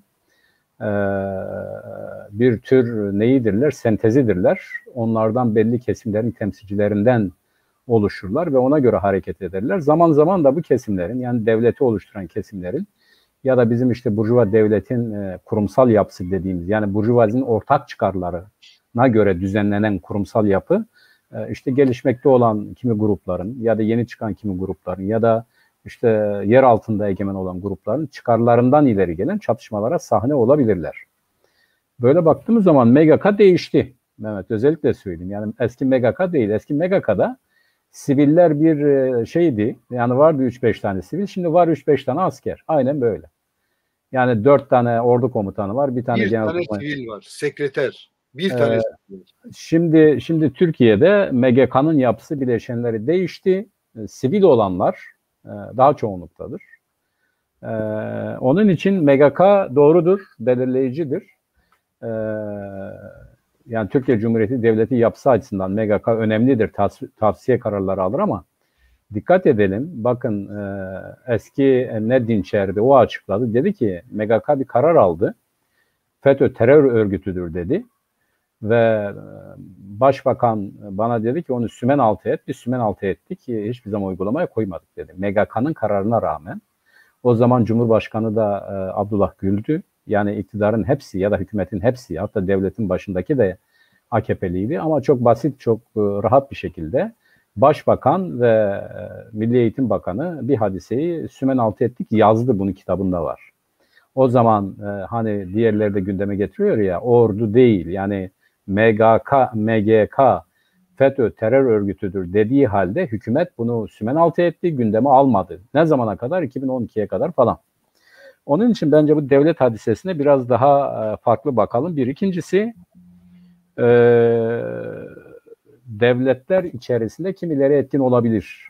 Hangi dönemlerde? Devletlerin konjektürel durum itibariyle nasıl hareket edeceklerini bilemedikleri durumlarda. Örneğin Suriye politikası ya da Kürt politikası diyelim. Bu Kürt politikası çerçevesinde birileri diyor ki aynı Amerika'nın çıkarları nasıl deniz aşırı alanlarda tahkimat yapmaktan ise bizim ulusal çıkarlarımız açısından Kürtleri kendi bulundukları nerede olursa olsun vuracağız. Suriye politikası bunun ifadesidir. Onun yanında Osmanlıcılığın da ifadesidir. Doğru. Ya da Katar doğalgazının Amerika'da yapılan bu Orta Doğu, Büyük Orta Doğu projesinde Türkiye'nin kendine has planlarını hayata geçirirken işte bu planın akamete uğraması hadisesidir. Türkiye'de bunun üzerine kendi anti-Kürt politikasını hayata geçirdi ve diğer alanlara girdi. Şimdi bu jeostratejik, jeopolitik açıdan Mehmet'in tasnifine katılıyorum. Doğru. Yani bir dünyayı yöneten devletler var. Bölgelerde etkin olan bir de işte bizim gibi o bölgesel devletleri zorda bırakacak milletler var. Yani bir bunlar üzerinde siyaset yapılır.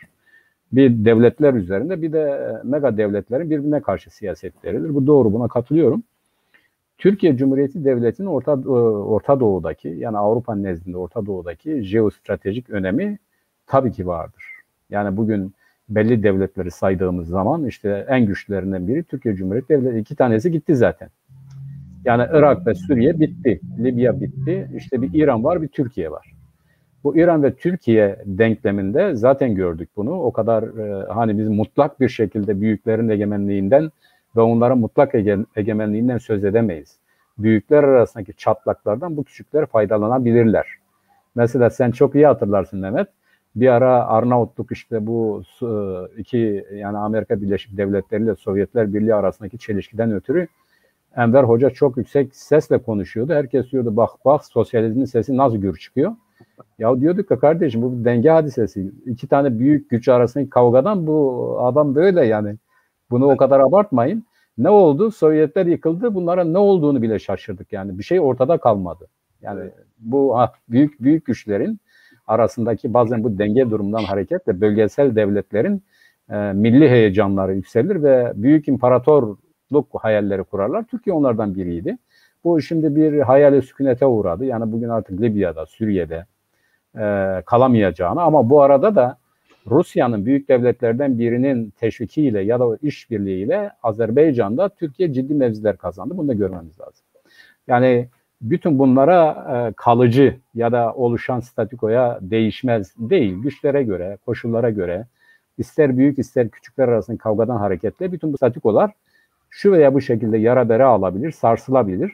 Ama onların oluşmaları yine dünya çerçevesinde politika üretebilen, fakat aynı zamanda da o politikanın hayata geçmesi için de makro düzeydeki olguları da dikkate alarak, yani bizim gibi halkları da dikkate alarak oluşturdukları siyasetlerle hayat bulur. Türkiye bu çerçevede önemli. Şimdi yani o önemini yitirmiş değil, fakat şöyledir, Türkiye bu kavga içerisinde kendi önemini bildiğinden diyor ki Amerika'ya ya da Rusya'ya, işte benim burada örneğin Biden'la görüşmeye geleceğiz ama şimdiden söyleyeyim. Dedi ki bu Kürtlerle ilgili siyasetinizi değiştirin. Bizim yapmayacağımız hiçbir şey yoktur. Yani bizim temel meselemiz sizin Suriye'de, Kuzey Suriye'de, bize göre işte Güneybatı Kürdistan'da Kürtlerle ilgili siyasetinizi değiştirin. Biz S-400'ü de konuşuruz, Rusya ile ilişkileri de konuşuruz, daha başka şeyleri de konuşuruz. Hatta bu konuda ilginçtir. Yani devlet içerisindeki farklılıkları bilmemiz açısından söylüyorum. Örneğin Milli Savunma Bakanı dedi ki Girit modelini uygulamaya hazırız. Ama saraydan Çavuşoğlu ya da diğer bir vatandaş dedi ki bizim böyle bir düşüncemiz yoktur. Yani bir hükümetin Milli Savunma Bakanı'nın söylemiyle işte onun saraydaki sözcüsünün söylemi ya da Dışişleri Bakanı'nın söylemi taban tabana zıttı. Yani birisi diyor ki bizim için S-400 bitmiştir. Öbürü diyor ki S-400'ü Türk-Amerikan ilişkilerinin yeniden canlanması, yapılanması için S-400'ü konuşmaya varız.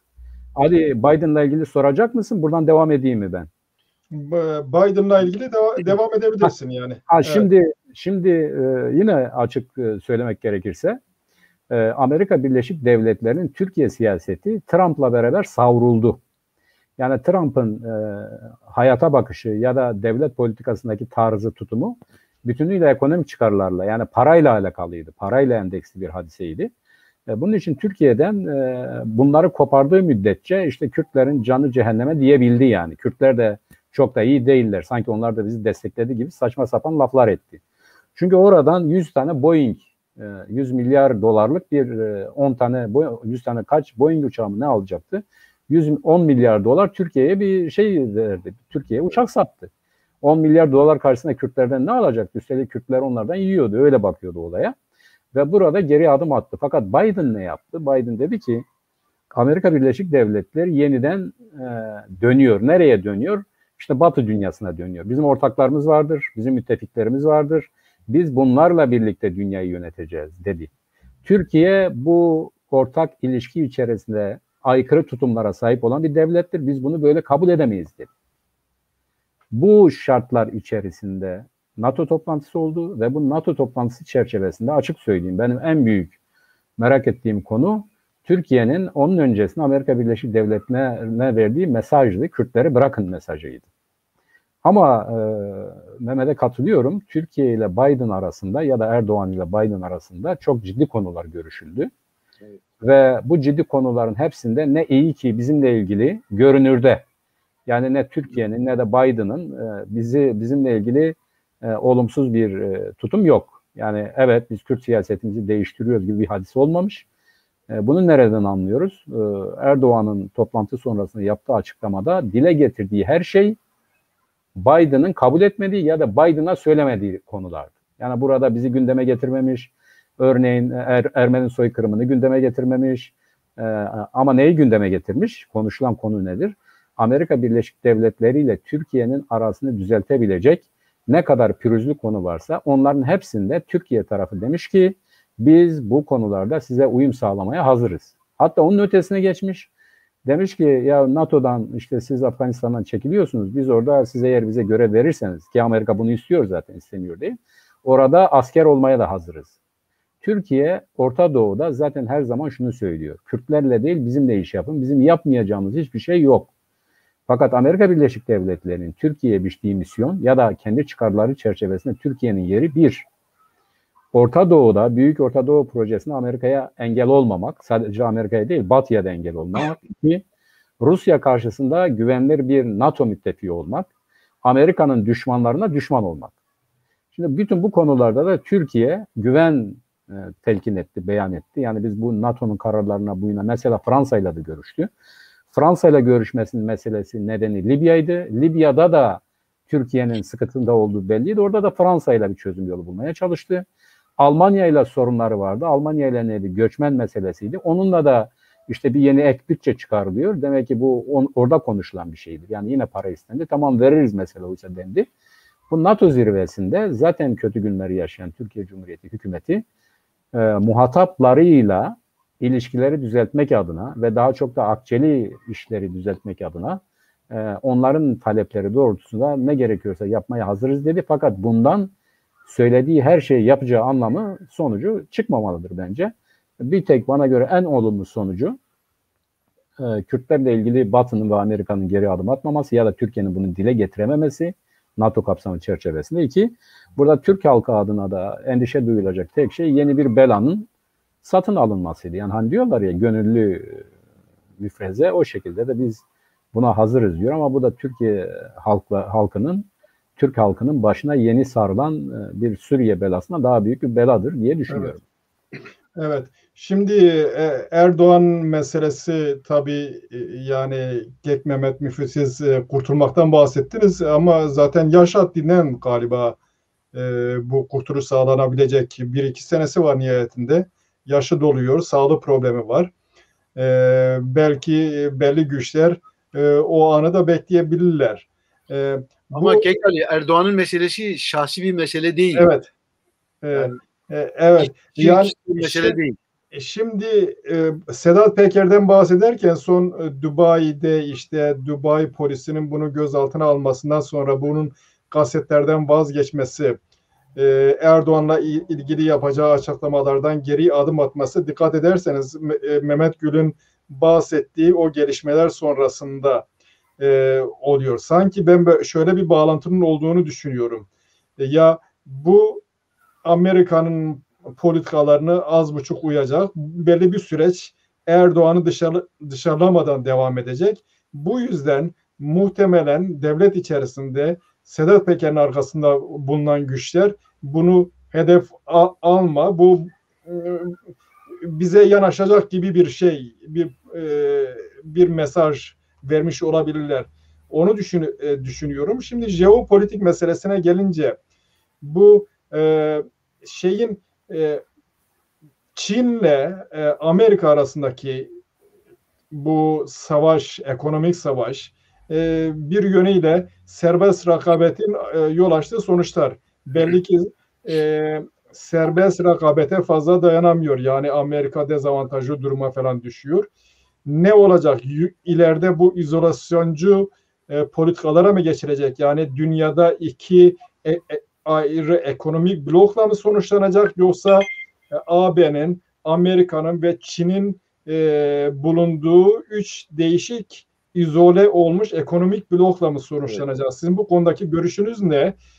Türkiye'nin jeopolitiği açısından Türkiye-Rusya meselesi var ama diğer taraftan Avrupa açısından nüfus hareketlerinin, göçün engellenmesini sağlayan bir tampon görevi, takoz görevi de görüyor. O bakımdan da önemi var. Bu şeylere bağlı olarak Türkiye'nin jeopolitiği nasıl etkilenir durumdan ve bunun Kürtler açısından sonuçları evet. Ne olabilir? Tabii. Önemli olan zaten bizim açımızdan, biz evet. Kürtler açısından nasıl olacak? Evet. Fakat evet. Ben bir yanlışı düzelteyim. Şimdi Milli Güvenlik Kurulu'ndan bahsettik. Ben bir tek sivilin olduğunu söyledim. Ben aslında Milli Güvenlik Kurulu sekreteri sivildir ama onun dışında Başbakan var, Cumhurbaşkanı var, İçişleri Bakanı var, Milli Savunma Bakanı var. Yani bu siviller de var. Fakat 5 general Kekmeme değişmedi. 5 general evet. Hala duruyor. 5 generalin generale ek olarak Milli Güvenlik Kurulu sekreteri eskiden bir generaldi. Onun yerine sivil getirdiler. Onu kastettim. Yani böylece düzeltmiş olayım. Ama zaten sivillerin kafası zaten askeri. O yüzden durum da bir değişiklik. Tabii İçişleri Bakanı ve Milli Savunma zaten evet. MİT'le, orduyla çalışan bir kuruluşlar, kurumlar. Siviller sizin yani. Asıl sorunuza gelirsek, şimdi şöyle, bu dünya sistemi, düzeni ya da uluslararası ilişkiler hiçbir zaman bir bloktan oluşmaz. Bu her zaman böyle olmuştur. O bakıma mevcut olan durumda bir tek bloktan, uluslararası ilişkilerde bir tek düzenden bahsetmek mümkün değil. Onun için zaten jeopolitikten bahsediyoruz. Şimdi uluslararası ilişkilere yön veren, esasını teşkil eden makro politika diye tabir edilen ve jeopolitiği de onunla izah eden büyük güçler arasındaki ilişkilerdir. Nedir bu? İşte başta Amerika'dır, ikincisi Çin'dir, Rusya ve Batı Avrupa'dır. Bu 4 güç uluslararası ilişkilerde jeopolitiğin merkezinde bulunuyor bunlar her birisi. Fakat eskiden biliyorsunuz Soğuk Savaş döneminde herkes Soğuk Savaş'ta iki bloğa göre tavır belirliyordu ve saf belirliyordu. Şimdi Soğuk Savaş dönemi bittikten sonra Sovyetler Birliği çöktü, bilmem bir sürü önemli değişiklikler oldu. O bakıma ne oldu? İkili kutuptan bir tek kutuba geçildi. Yani bloğa, o da Amerika oldu.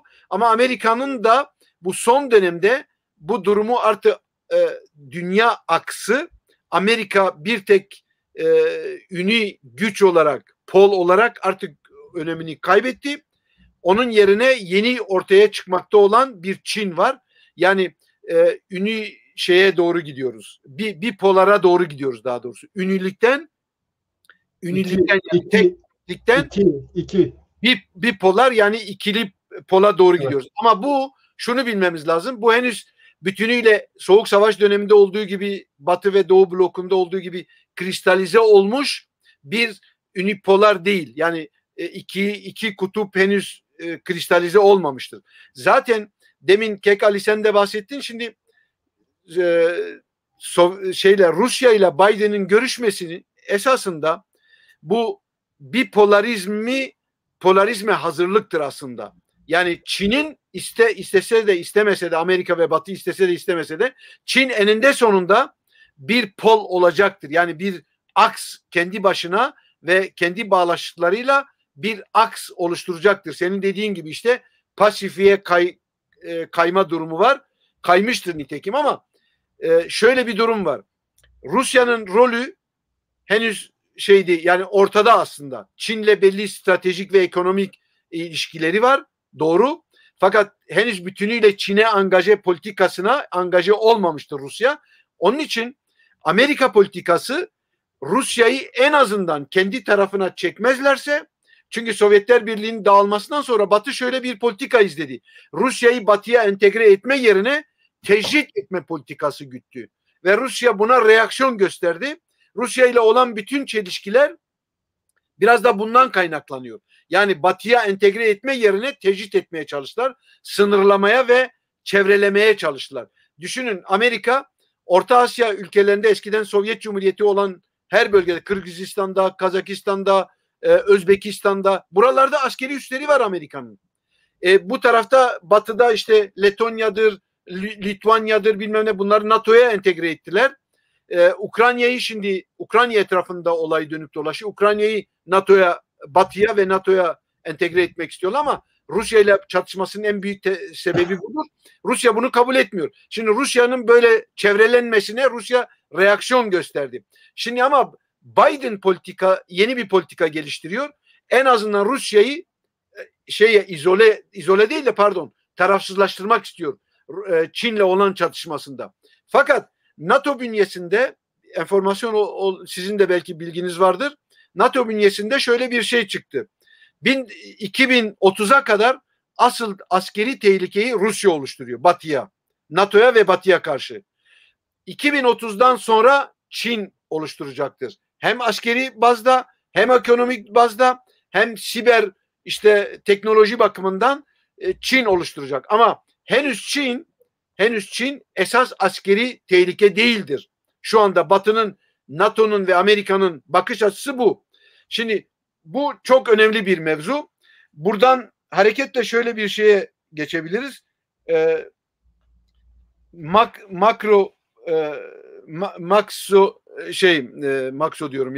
politikadan mezopolitikaya geçtiğimiz zaman ve bunun jeopolitik ilişkiler bazında ele aldığımız zaman şöyle bir durumla karşı karşıyayız biz.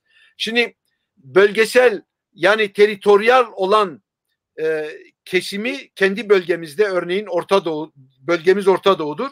Bu Orta Doğu'da iki büyük güç karşı karşıya bulunuyor aslında. Hem ilişkiler içerisinde, Kürdistan meselesinden dolayı ilişkiler içerisinde, uyuşum içerisinde, hem de çatışma içerisinde. Kimdir bunlar? İran ve Türkiye. İran'ın sahip olduğu hiçbir avantaja şu anda Türkiye sahip değil. Bütün ekonomik ambargoya rağmen İran'ın durumu Türkiye'den çok daha iyi, ekonomik bakımdan diyorum. Bütün ekonomik ambargoya rağmen. Çünkü uzun yıllardan beri bir ambargo yaşıyor ama buna rağmen İran öyle ağlar geliştirdi ki, öyle yollar buldu ki artık kendi kendisine neredeyse yeter hale gelebilecek. Eğer bu petrol, gazla ilgili bu ambargoyu delebilseler aslında çok müthiş bir şey yapacak, atak yapacak ama tabii bu ambargolar ciddi bir şekilde sıkıntıya sokuyor ve engelliyor. Şimdi İran'a karşı Türkiye'nin rekabet edebilecek gücü yok. Ama buna karşılık ne yaptı mesela? İran'ın taktiğini uyguladı. Kürdistan meselesi merkez olma kaydıyla. İran nasıl ki hegemonik çıkarlardan dolayı Yemen'den Irak'a, Suriye'ye, Lübnan'a, Filistin meselesine el atmışsa, Türkiye'de aynı yolu izledi. Ama Türkiye şöyle yaptı. Sadece Irak'a ve Suriye'ye müdahale etmekle kalmadı. Bizim meselemizi temel aldığı için Libya'ya gitti. S-400'leri aldı. NATO'yla çatışma içerisine girebileceğini bile bile bunu yaptı. Kafkaslara müdahale etti. Eskiden Balkanlardı. Şimdi Balkanlar kalmadı. Tabii çeki düzen verildi. Ama bütün bunları elinde malzeme olsun diye, Kürdistan meselesinde kullansın diye yaptı. Ben böyle düşünüyorum. Bu olayı da yazdım. Yoksa kendi başına Libya'da ne işi var şimdi aslında? Ya da S-400'leri niye aldı? Bütün bunlar NATO ve Amerika Batı'yla çatışmayı göze alarak yaptı. Çünkü şöyle bir şey bildi o.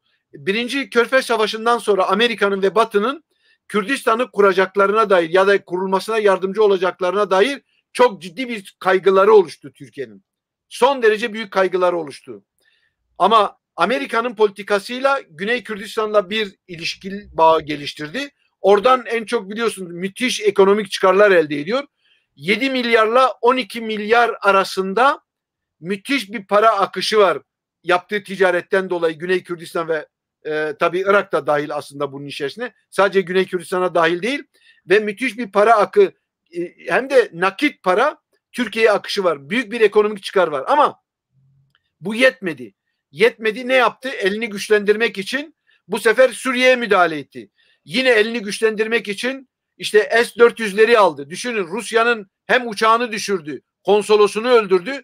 Ona rağmen Rusya tavır almadı Türkiye. Niye? Çünkü baktı ki orada NATO ufak da olsa bir çatlaklık oluşturacak Türkiye vasıtasıyla ve işte Türkiye'ye bir takım tavizler verdi. Türkler de onlara tavizler verdi. Mesela Afrin'i alma, işgal etmeyi nasıl Rusları ikna etti? İşte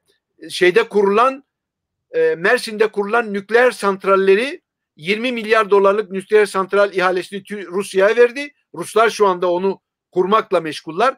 Onun karşılığında da gitti Afrin'i işgal etti. Şimdi bütün bunlar tabii NATO ve Batı'nın çıkarlarıyla uyuşum sağlayan şeyler değil. Buna ek olarak bir de Doğu Akdeniz'de şimdi müthiş petrol ve gaz yatakları bulundu.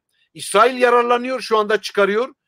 Mısırlar yararlanıyor. Yarın öbür gün Lübnanlar işin içerisinde, onlar yararlanacak kendi karasularında. Ama en çok Kıbrıs ve Yunanistan sularında var.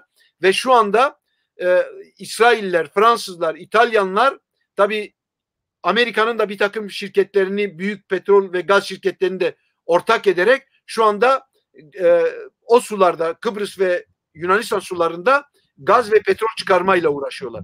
Şimdi bütün bunlar Türkiye'nin jeopolitiğini tabii son derece problematik bir hale soktu. Hem Batı nezdinde hem de Rusya nezdinde. Çünkü Libya'da oluşu Rusya'nın aleyhine bir şey. Kafkaslar'da oluşu, müdahale etmesi Rusya'nın aleyhine bir şey. Ama NATO çatlaklığı o kadar önemli ki Ruslar için, ona rağmen Türkiye'nin üzerine fazla gitmiyor.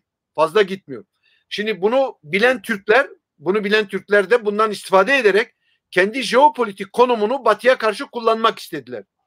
Fakat Batı da boş durmuyor elbette. Batı boş durmuyor. İkinci silahı da, en büyük silahlarından bir tanesi de nedir?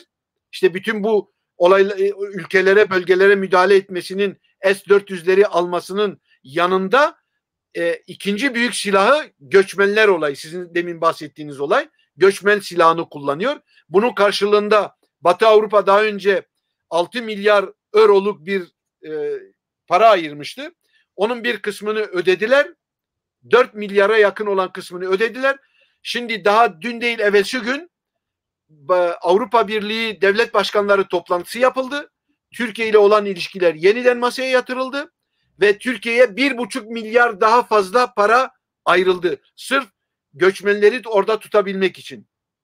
Tabii bu durum Türkiye'nin lehine olan şeyler bütün bunlar. Ama en çok Türkiye'yi zorlayan olaylar aslında NATO'da tartışıldı ve çok ciddi bir şekilde tartışıldı. Ve NATO'da bütün olaylar, Kafkas, yani Ermenistan, Karabağ müdahalesi, Libya'ya müdahalesi, Doğu Akdeniz'de işte petrol ve gaz arama meselesi, Kıbrıs ve Yunanistan karasularını işte hukukunu çiğnemesi, Suriye'de varoluşu, Irak'a müdahale etmesi, bütün bunlar hepsi hepsinde birer komisyon oluşturuldu ve gelecek sene Madrid'de ikinci büyük NATO toplantısı yapılacak. Bütün bunlar oraya ertelendi ve Türkiye sıkıştırıldı aslında. Orada sıkıştırıldı. Şimdi sonuçlarını ama bilmiyoruz. Yarın öbür gün ortaya çıkacak. Niye Batı mesela fazla basın açıklamalarına da yansımadı bu? Afganistan olayı dışında Afganistan'da da Türkiye'ye rol biçilmedi aslında. Türkler kendi kendilerine bir havalara girdiler. Hiçbir şey çıkmadı oradan aslında. Yani Afganistan hava limanını işte Türkler koruyacak diye Erdoğan öneride bulundu. Ama hiçbir NATO üyesi, Amerika başta olmak üzere, hiç kimse kabul etmedi onu. Şu anda ama yeni haberler görüşmelerin devam ettiğini gösteriyor. Tabii görüşmeler devam ediyor ama görüşmeler devam ediyor sadece. Evet. Ben oraya gireceğim. Orada olayı da var, pardon. Orada Pakistan'ı da düşünmek gerekiyor, İran'ı da düşünmek gerekiyor. Evet. Ama şimdi biz asıl meselemize gelirsek, bizim açımızdan bütün bunlardan nasıl bir sonuç çıkarabiliriz? Yani Kürtler açısından bu durum neyi temsil ediyor? Yani bu çok önemli. O zaman birazdan gelelim oraya. Birazdan geleyim. Onu birazdan sorayım ben. Olabilir ama şöyle bir şeyle bitirmek istiyorum izninizle. Evet. Şöyle bir şeyle bitirmek istiyorum. Yani hem NATO görüşmesinde hem de Biden'la Erdoğan görüşmesinde ya da Erdoğan'ın işte Macron'la Fransa Devlet Başkanı, Cumhurbaşkanı'yla görüşmesinde Türkiye'nin bütün bu olayları hepsi görüşüldü. Masaya yatırıldı. Türkiye sıkıştırıldı aslında ve Türkiye'nin verebilecek bir cevabı yok. Sadece İran meselesine bağlandı olay.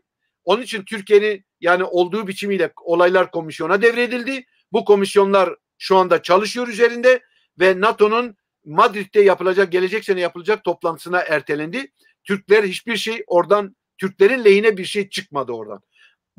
O bakıma evet bir şey çıkmamasını işte Kürdistan meselesine bağlayacağız. Bakalım nasıl bir sonuç yani Türkiye muhtemelen Amerika ile Rusya'nın birlikte oluşturduğu komisyondaki gelişmeleri izleyecek. Ona göre karar verecek. Mehmet Gül, şimdi sizin Dersimli Seyit Kılagöz'ün bir sözüyle benim hoşuma gidiyor. Nesim Kılagöz'ün bir sözüyle başlayayım. Diyor ki Allah kendini tanımak için şeytanı yarattı. Trump döneminde şeytanın ne olduğu belirsiz hale gelmişti. Trump her kimden ne alırsa o şeytan değil gibi bir tavır içerisine girdi. Dolayısıyla popülist ve ideolojisi belirgin değildi. Her şeye bürünebilir. Şimdi Biden döneminde şeytan Çin ya da başlarda Rusya. O yüzden hem kendisini tanıyor, yani kendisinin değerleri var, liberal değerlerden bahsediyor, ona vurgu yapıyor. Buna sahip olmayanlar diğerleri şeytan.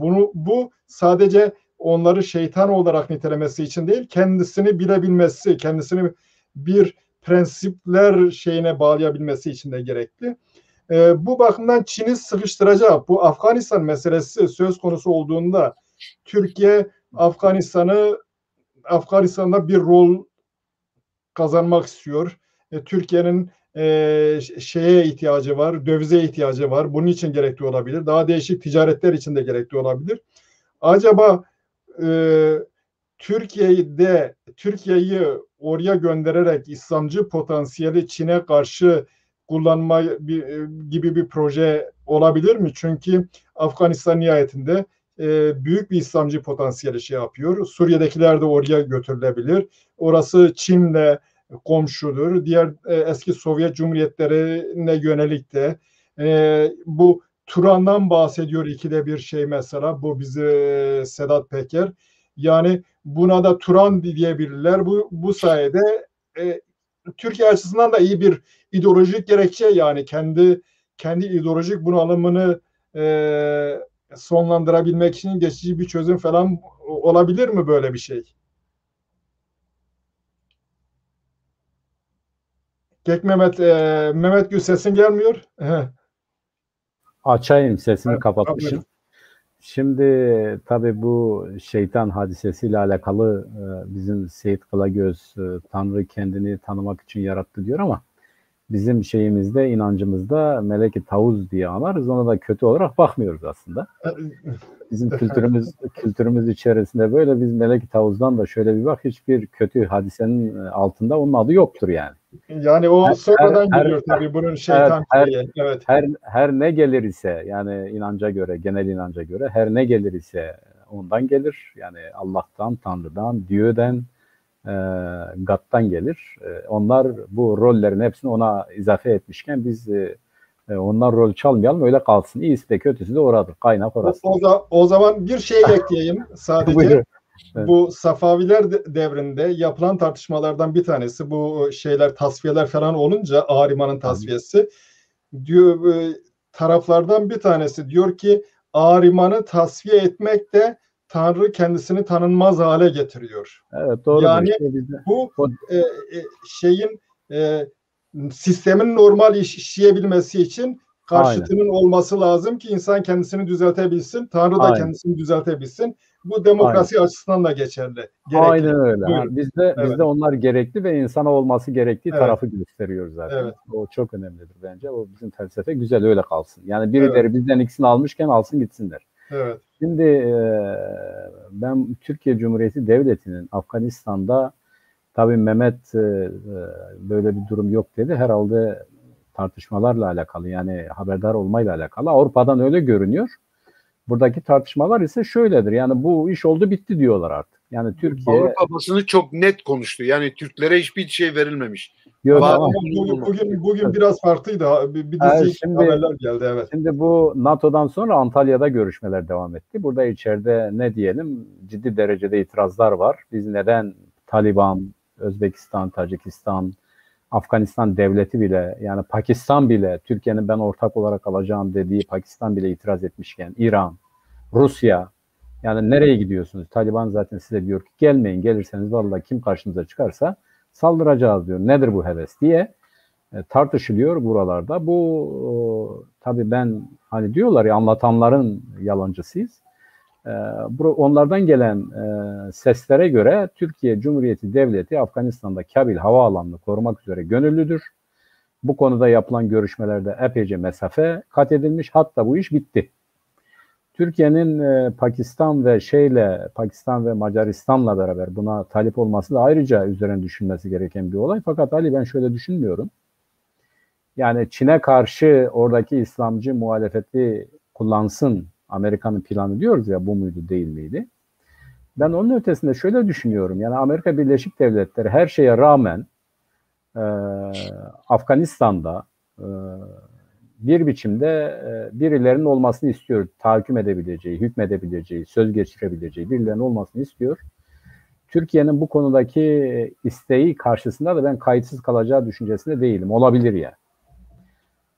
Bu Amerika'nın işine de gelir. Hem Türkiye'yi orada bir uzvu orada bulmuş olacaktır.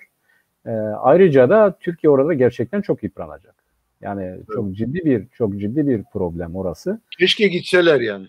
Yani onu bilemeyiz. Hevesli olanlar var. Bu hevesli olanların karşısında o geleneksel olanlar da diyor ki bizim devlet siyasetimiz yurtta sulh, cihanda sulhtur. Biz NATO çerçevesinde oradaydık ama şimdi oraya tek başımıza gidersek başımıza büyük hadiseler açılır. Bu da iyi olmaz diyorlar. İran bu konuda ne düşünüyor acaba? İran da karşıdır. Yani Evet. bölge devletlerin hiçbirisi Türkiye'nin orada olmasını istemiyor. Bir, iki, Pakistan dediğin zaten orada yani. Taliban zaten Evet. Pakistan olmasa Taliban bugüne kadar direnemezdi. Mümkün değil. Evet. Bir diğeri Azerbaycan ile İran'daki Azeriler neyse Pakistan'daki Peştular ile Afganistan'daki Peştular da aynıdır. Yani Peştunların azınlığı Afganistan'da, çoğunluğu Pakistan'dadır. Tabii. Yani bizim amca çocuklarımız diyelim. Pakistanlılar da gerçi bize yabancı, hepsi arayandır ama burada aynen İran'daki Azeri meselesi ile Afganistan'daki Peştun meselesi aynıdır. Bunu ayırmak mümkün değil. Pakistan neden yani bir başkasını kendisine ortak etsin? Sebebi nedir? Türkiye'nin işte bir Raşit Dostum vardır. Bir de bir ara Özbek, neydi onun adı şimdi hatırlamıyorum, Mesut muydu neydi? Birkaç tane var. Onlarla ilişkileri bile düzgün değil. Afganistan Devlet Başkanı'yla da ilişkileri düzgün değil. Hiç kimse Türkiye'nin orada olmasını istemiyor. Çekilmişken herkes çekilsin. Biz herkesin çekilmesini istedik. Amerika ile anlaştık. Yeni birileri gelirse biz buna karşı mücadele ederiz diyor. Yani meselenin özü budur. Şimdi evet. Bu bakımdan ben Türkiye'nin ciddi sıkıntılara girebileceğini düşünüyorum ve epeyce de yol kat etmişler, öyle görünüyor. Çok sürpriz bir şey olmazsa herhalde Türkiye Afganistan yolcusu ya da orada kalacak gibi görünüyor. Artık sonuçlarına ona göre bakarız. Şimdi ben bizim açımızdan hadiseye bakarsak gelecek açısından bu NATO çerçevesindeki kararlardan bizim aleyhimize bir şey çıkmamıştır. Hatta kulis bilgisine göre Biden Kürtlere karşı böyle imhacı bir siyaset izleme gibi mesajlar vermiştir. Onlarla ilişkilerini yani ortaklarına göre davranma demiştir. Ortakları MHP ve Perinçek'tir. Bu konuda uluslararası düzeyde bir tepki olacağını işaretini vermiştir. Tam bu dönemde ve tam bu zamanda da bu mesajlar verilirken işte ne oldu? Bizim İzmir'deki o kızımız katledildi. Ona karşı bir cevap olsa gerek. Bu uluslararası boyutu da vardır. Sevinilecek nokta bence bizim aleyhimizde bir şeyin çıkmamış olmasıdır. Evet. O zaman Mehmet Müfit size döneyim ben. Evet. Şimdi Türkiye'nin ne yapacağını konuştuk. Bipolar sistemden bahsettiniz. Bu 3 blok olabilir ama sizin bahsettiğiniz bipolar sistem. Türkiye Batı bloku içerisinde yer almak zorunda. Kürtlere gelince Suriye Kürtleri var. Ondan sonra Irak Kürdistan Federe bölgesi var. Türkiye Kürtleri var. En azından Türkiye Kürtleri ya da Irak Kürtleri bütün bu bölünmede tarafların belirgin olduğu bir durumda hangisinden yana tavır almak zorunda ya da hangisinden yana tavır almaları gerekli. Bunlar bu bloklardan birisinin yanında tavır alırken acaba kendi ilişkilerini onlara baskı uygulayan ülkelere nasıl şey yapacaklar? Yani onun ayarını nasıl tutturacaklar? İlişkilerdeki ayarını, muhalif pozisyonlarını nasıl ayarlayacaklar? Tabii Kürdistan meselesini biz Orta Doğu'da bizi çevreleyen ilişkiler, jeopolitik ilişkiler, çatışmalar, antagonist çelişkiler, bu onunla birlikte düşünmemiz gerekiyor. Yani Orta Doğu bir savaş ortamı ve bu savaş ortamı içerisinde düşündüğümüz zaman İran karşımıza çıkıyor. Şimdi İran olayı son derece önemli ve Orta Doğu'nun aslında esas meselesi İran meselesi ve onun etrafında dönen ilişkiler, çatışmalar girift hale gelmiş. Bu mevcut olan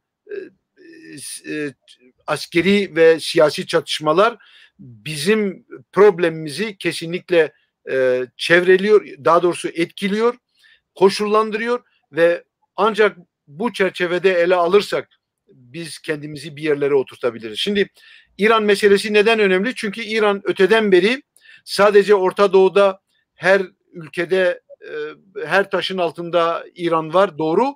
Her olaya müdahale ediyor, bu doğru. Yönlendirmeye çalışıyor. Şiiliği biliyorsunuz eskiden beri 40 senedir kullanıyor. Ama bunun ötesinde bir de nükleer silaha sahip olma olayı var İran'ın. Şimdi niye nükleer silaha sahip olmak istiyor? Israrla kendi yok pahasına, kendisini yok etme pahasına illa bu silaha sahip olmak istiyor. Çünkü böylelikle dokunulmazlık hakkını elde edecek. Yani caydırıcı rolü olacak. Siyasette biliyorsunuz caydırıcı askeri planda güç, daha doğrusu siyasette son derece önemli bir rol oynuyor. Caydırıcı olma bakımından rol oynuyor. O bakıma İran'da ne pahasına olursa olsun bu caydırıcı vasfa sahip olan, niteliğe sahip olan nükleer silaha sahip olmak istiyor. Bütün Batı, Rusya'da dahil olmak üzere nükleer santralleri Rusya kurmasına rağmen İran'ın nükleer silah sahibi olmasını istemiyor. Ama şimdi işin içerisine Çin girdi. Bu sene biliyorsunuz İran'la Çin arasında 25 senelik süre zarfına yayılma koşuluyla 400 milyar dolarlık bir anlaşma, ekonomik anlaşma imzalandı. Ve Çin işin içerisine girince olay iyice karmaşıklaştı. Çünkü Rusya ya Avrupa, Batı, Amerika söz geçirebilir ama Çin'e geçiremez. O bakıma şimdi Rusya ile Çin arasındaki ilişkilere İran'da dahil olmak istiyor. Ve onlarla birlikte, yani Rusya ve Çin'le birlikte stratejik bir askeri stratejik bir işbirliğine girmek istiyor. Tabii bu son derece önemli ve Amerika da tabii buna müdahale ediyor aslında. Yani İran'ın ne pahasına olursa olsun Çin ve Rusya ittifakına girmesini engellemek istiyorlar. Ama tabii bu o kadar eften püften bir İran meselesi Türkiye ile olan Batı'nın çatışması gibi eften püften bir çelişki değil. Yani sıradan bir çelişki değil. Son derece çok daha güçlü ve derin, karmaşık bir mesele. Şimdi bunu bizi ilgilendiren tarafı nedir? Eğer İran nükleer silaha sahip olursa bizim için asıl büyük tehlike oradadır aslında.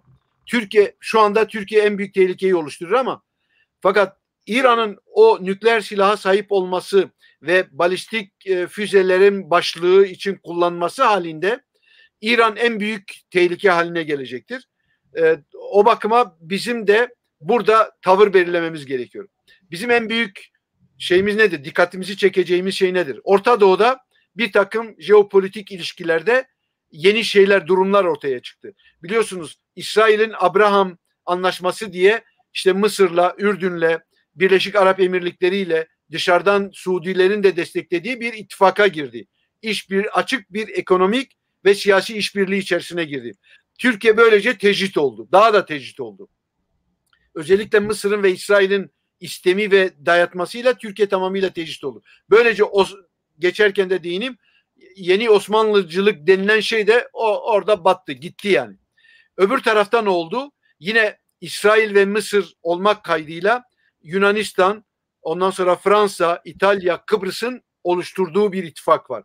Türkiye oradan da bir tecrit yedi. Dolayısıyla biz Kürtlerin lehine, Türkiye'nin aleyhine ve İran'ın aleyhine son derece ciddi bir ortam oluşmuş bulunuyor. Bu ortamı kullanabilecek şeyimiz var, durumumuz var ama maalesef örgütlü bir halk değiliz. Örgütlü bir millet değiliz. Diplomaside son derece zayıf, hatta sıfır denecek bir durumumuz var. Mesela Güney Kürdistan'da Güney Kürdistan Federe Devleti var ve bu uluslararası taraf hem anayasal Irak çapında anayasal hak olarak elde edilmiştir hem de uluslararası planda hukukça tanınmış bir haktır. Şimdi Kürtler Federe Devlet'in sırtına basarak ciddi bir diplomatik girişimde bulunup Orta Doğu'daki saflaşmada yerini alabileceklerine kendilerini böyle adeta izole etmiş durumdalar. Bu neden böyledir? Birincisi Yekiti'nin İran'la olan ilişkilerinden dolayı bu böyledir. Onun elini kolunu bağlıyor. İkincisi KDP'nin Türkiye ile olan ilişkilerinden dolayı bu böyledir.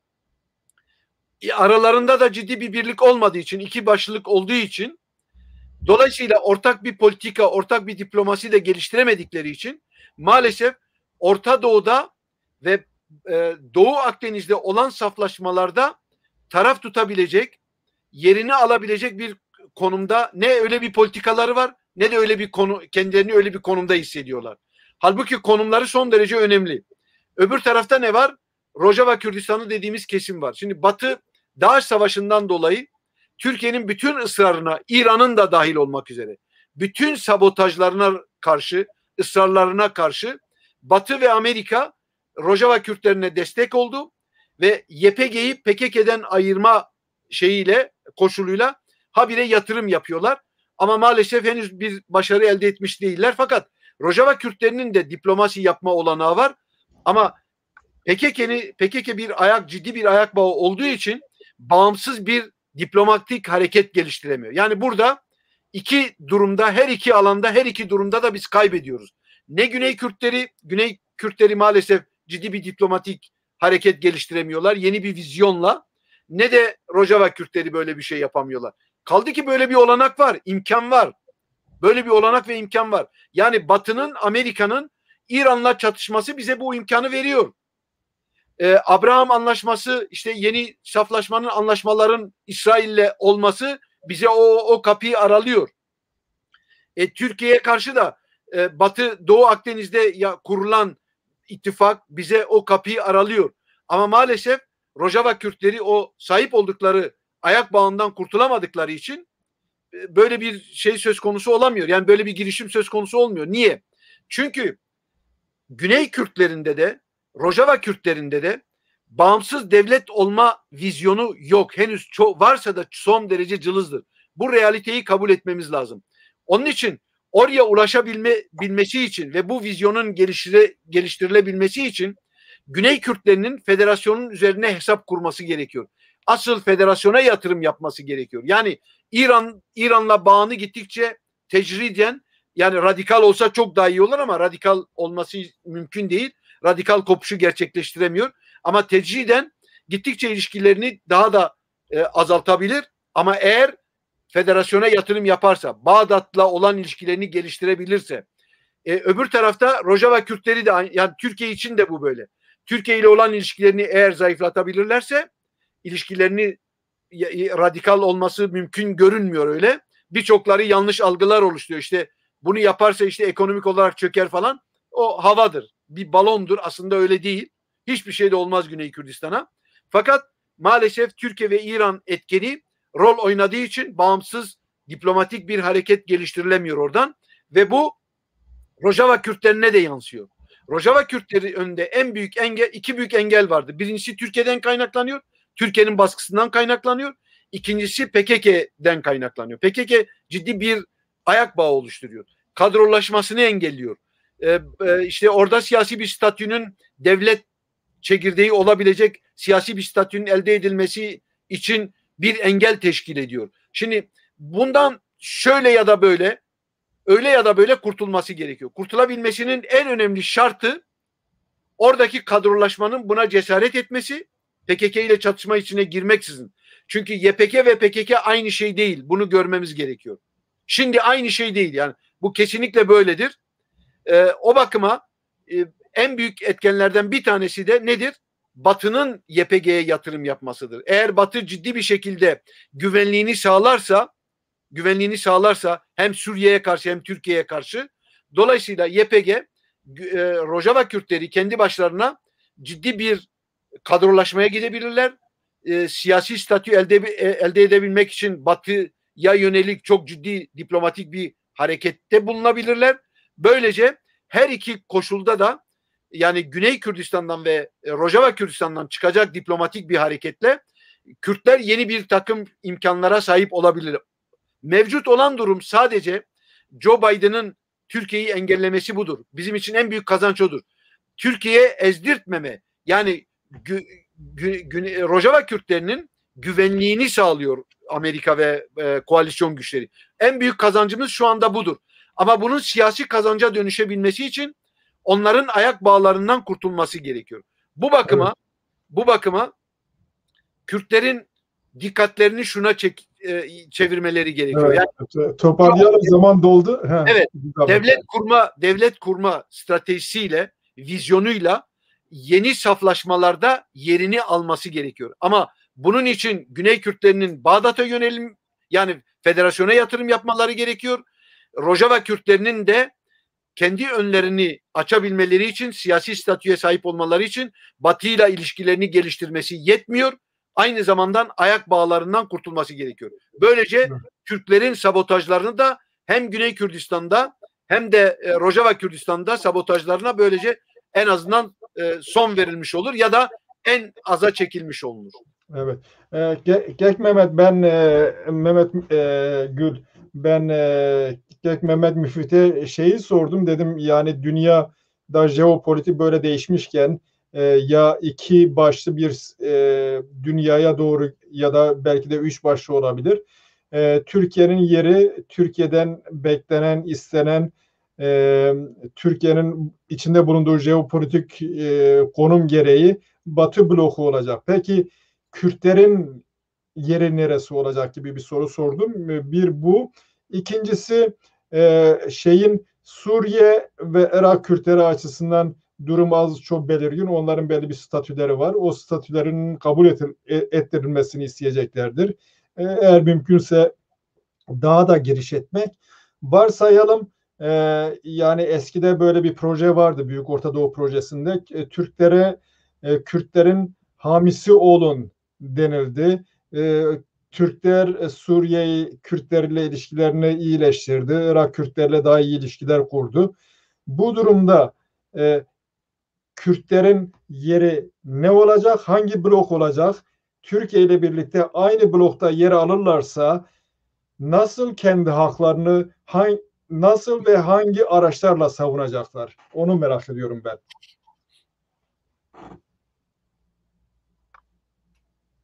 Ses gelmiyor. Pardon, Tekrar, işte evet, bu evet. şeye bağlı. Sesimizi kendi kendimize kısıyoruz. Evet. Böyle bir alışkanlığımız var. Evet.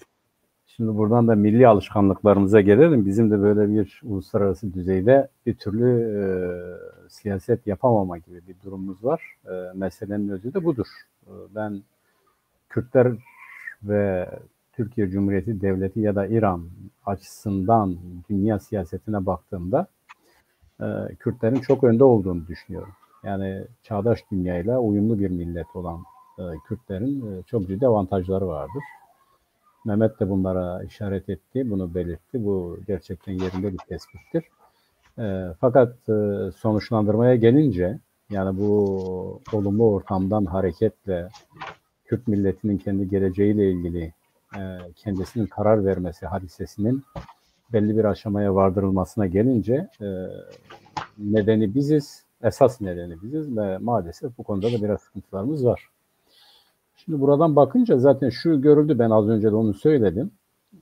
NATO önemli bir kuvvettir. Yani Batı dediğimiz, Batı derken ben kavram olarak Batı'yı kastediyorum. Yani Avrupa, Amerika, Avustralya, Evet. Yeni Zelanda gibi, yani kültürel Batı'dan ve aynı zamanda siyasal Batı'dan söz ediyorum. Bunun bir tür askeri kuvveti, bunun içerisinde olmayanları da temsil eden İsrail'de dahil, bunları da gözeterek hareket eden bu askeri kuvvetin Kürtlere ilişkin bir olumsuz tutumu yok. Bu çok önemli. Ben bunu önemsiyorum. Yani bugüne kadar böyle değildi bu. Bugüne kadar Kürtlerle ilgili konularda NATO'nun tutumu NATO üyelerinin çıkarlarını öne alarak hareket eden bir tutumu vardı. Ancak şimdi değişmiştir bu durum. Ben Kürtlerin bu açıdan önemli imkanlara sahip olduğunu düşünüyorum. Bu imkanların başında da şöyle bakmak lazım. Orta Doğu'da örneğin Almanya Türkiye'yi daha çok önemsemektedir. Kürtlerin kendi kaderini tayin hakkına gelince Almanya pek hevesli değildir. Yani ufak tefek kültürel hakların tanınması ötesine gitmemektedir. Hatta güneyde bir devletin kurulmasına en çok karşı çıkan Almanya idi. Fransa'nın tarihten gelen kimi bağları var, o konuda ilgileniyor ve olmak da istiyor. Yani bu her şeyden önce Kürtlerle ilişkiler konusundaki siyaseti burada olmayı gerektirmeyle de alakalıdır. İşte onun dışında kim bizimle ilgileniyor? Böyle baktığımız zaman İngiltere ilgileniyor. İngiltere ile hiçbir kabahatimiz olmadığı halde tarihsel bir düşmanlığa sahibiz. Yani kendisi bizi hep karşısına oturtmuştur ve bizim karşımızdaki kuvvetlerle, güçlerle iş yapmış. En son Kerkük meselesinde de böyle oldu. Amerika Birleşik Devletleri biraz daha farklıdır. Bu dünya kuvveti olması itibariyle. Sadece Kürtleri düşündüğü için değil, kendi çıkarları itibariyle, kendi rakiplerini de engellemek niyetiyle de burada olması gerekiyor. Burada olduğu zaman da Mehmet'in belirttiği mikro düzeyde ya da bölgesel düzeyde ya da belli devletleri ilgilendirdiği itibariyle bizim de şuraya bir şekilde bir siyasete sahip olmak zorundadır. O siyaseti vardır. Bu siyasetin geldiği aşama şudur. Bağlı bulundukları devletlerinin sınırları içerisinde Kürtlerin varlık olarak tanınması, ona göre bir çözüm bulunmasıdır. Ben Amerika'nın sadece Amerika'nın değil, Türkiye'deki tartışmalara baktığımız zaman, Rusya'nın açıklamalarına baktığımız zaman bunun ilerisinde şeyler söylüyorlar. Yani Amerika'nın federal bir yapı istemesi ya da Güneybatı'daki güçlerin iyi kötü bunu dile getirmesi ayrı bir devlet şeklinde algılanıyor. Yüksek düzeyden tepkilerle karşılanıyor. Özellikle Türkiye'de ve İran'ı zaten biliyoruz. Bu konuda ciddi bir muhalefet var. O muhalefetten biliyoruz ki Amerika Birleşik Devletleri'nin Kürtlerle ilgili siyaseti ile bu devletlerin siyaseti farklıdır. Bu olumlu bir iklim. Bunu kullanmak için ya da bu çerçevede anlamlı bir siyaset yürütebilmek için Mehmet de işaret etti. Gerçekten kompakt, hiç değilse uluslararası düzeyde Kürt milletinin haklarını savunması babında birleşik bir siyaset, kompakt bir duruş, ortak bir söylem gerekiyor. Bu da Kürtlerin kendi kaderinin tayin hakkıdır. Şimdi diasporada bunu göremiyoruz. Olmalıdır. Diasporadaki arkadaşlar bunu yapmalı ama dediğimiz gibi bu aynı zamanda da iyi kötü en ileri düzeyde kurumlaşmış yapıların eseridir. Tabii Mehmet'in belirttiği önemli bir konu var. Sen de belirttin Ali. Ciddi bir güç olan PKK'nın siyaseti aslında reeldir. Nedir o?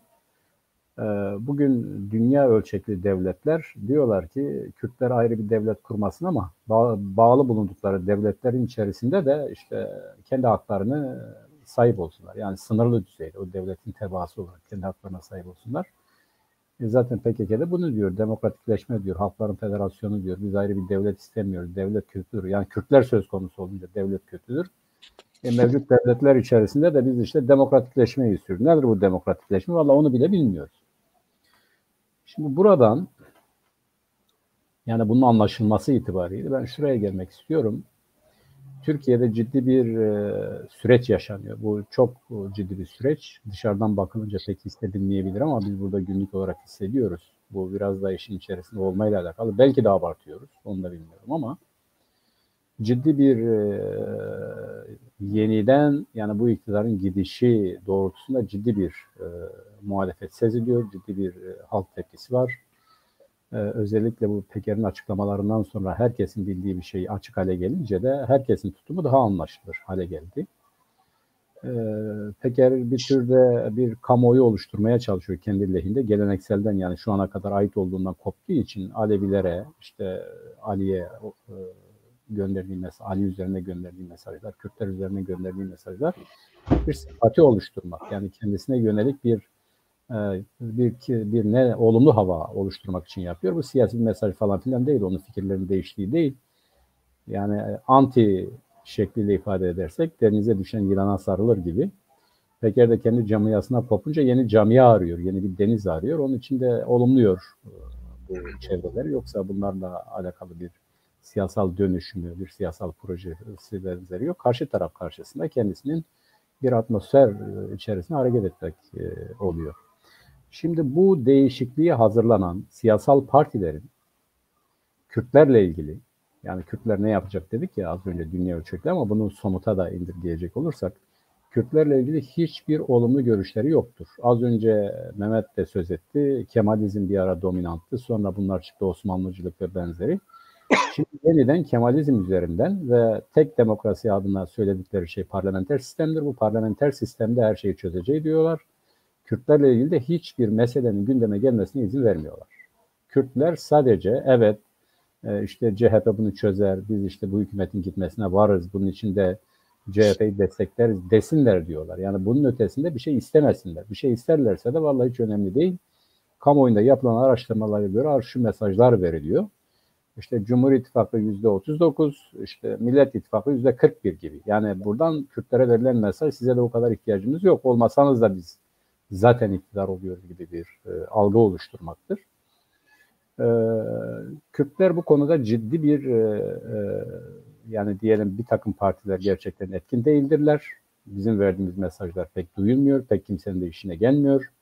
Biz basit mesajlar veriyoruz. Kürt meselesi vardır. Kürtlerin bu meseleyi dile getirmesi lazım. Kürt olarak hareket etmesidir. Yani yeniden kurulacak bir parlamenter sistemde Kürtler yoksa, Kürt olarak yoksa bu herhangi bir meselenin çözümü olmayacaktır. Algılandığı haliyle, görüldüğü haliyle birileri de ısrarla burada görünmek için, sadece burada görünmek için, hani diyorlar ya, yani bizim de desteğimiz olduğu olacak gibi burada görünmek için hiçbir siyasal talepte bulunmuyorlar. Demokrasi diyorlar öbürleri gibi, yani demokrasiyi getirdiklerinde Kürtsüz bir demokrasi olacağını açık açık ilan eden, bunu söyleyenlere işte bizi de ihmal etmeyin, biz de varız, bizim gücümüz de var ve benzeri böyle bir takım ne diyelim dile getirmemesi gereken politikalarla, söylemlerle bu işin peşine takılmış gidiyorlar. Cezaevlerinden söylemler var. Biz tabii içeride olduğu için pek cevap vermek istemiyoruz ama Sayın Demirtaş durmadan mesaj veriyor. En son geldiği nokta neydi? Bizim Cumhuriyet'in temel prensipleriyle bir meselemiz yok dedi. Bu Cumhuriyet'in temel prensipleri de zaten Kürtler yok diyor. Yani eğer senin bu Kürtler yok diyen bir Cumhuriyet'le bir alakan yoksa neyin siyasetini yürütüyorsun? Yani bu nereye varıyor yani? Bizim bu meseleyle bir problemimiz yok dediğin zaman ya da biz demokrasiden anladığımız Kürtlerin kendi haklarına kavuşmasıdır. Bunu ifade edemiyorsan nedir bu siyasetin, yani senin yaptığın siyasetin ne anlamı vardır? Bir anlamı yok tabii ki. Kürtler kendileri olarak herhangi bir inkara, herhangi bir sapmaya kapılmadan kendi haklarının tanınması çerçevesinde gelişecek olan her süreçte millet olarak, bir varlık olarak yer alacaklarını beyan etmediler. Biz beyan ediyoruz. Ama karşı taraftan bizi değil, iyi kötü bir gücü olan Kürt milletin önemli bir kesimi tarafından da bizim taleplerimizi dile getiriyor diye algılanan HDP'nin siyaseti çerçevesinde yürüyor bazı şeyler. HDP'de siyasi parti olarak, yani bir siyasi parti nosyonu itibariyle şu aşamada Türkiye Partisi izliyor ama Türkiye Partisi olarak da Kürt meselesi var, bu çözülmelidir denmiyor. Israrla bundan uzak duruyor. Yani biz Türkiye Partisiyiz, biz demokrasi istiyor falan. Peki Kürtlerle ilgili ne istiyorsunuz onu bilmiyoruz. Yani Kürtlerin hakları vardır, bunlar tanınmalıdır. Demokrasi dediğimiz hadise ya da bugün işte bizim konuştuğumuz bütün problemler bundan kaynaklanıyor. Esası budur. Bu millet tanınarak, hakları tanınarak mesele ancak çözülebilir. Türkiye huzur böyle gelebilir demiyor bir türlü. Oysa meselenin özü bu. Geriye kalan Kürtler de bu konuda daha gür sesle ortaya çıkmalı, konuşmalı, muhatap bulmalı.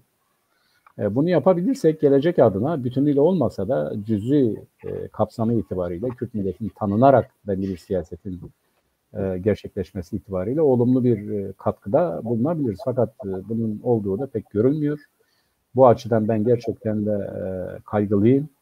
Hani her zaman söylendiği gibi alavere dalavere işte Kürt Mehmet nöbete gibi yeniden kullanılacak Kürt milleti parlamenter sistem adına işte demokrasi budur ama burada herkes eşittir. Kılıçdaroğlu'nun sık sık dile getirdiği gibi.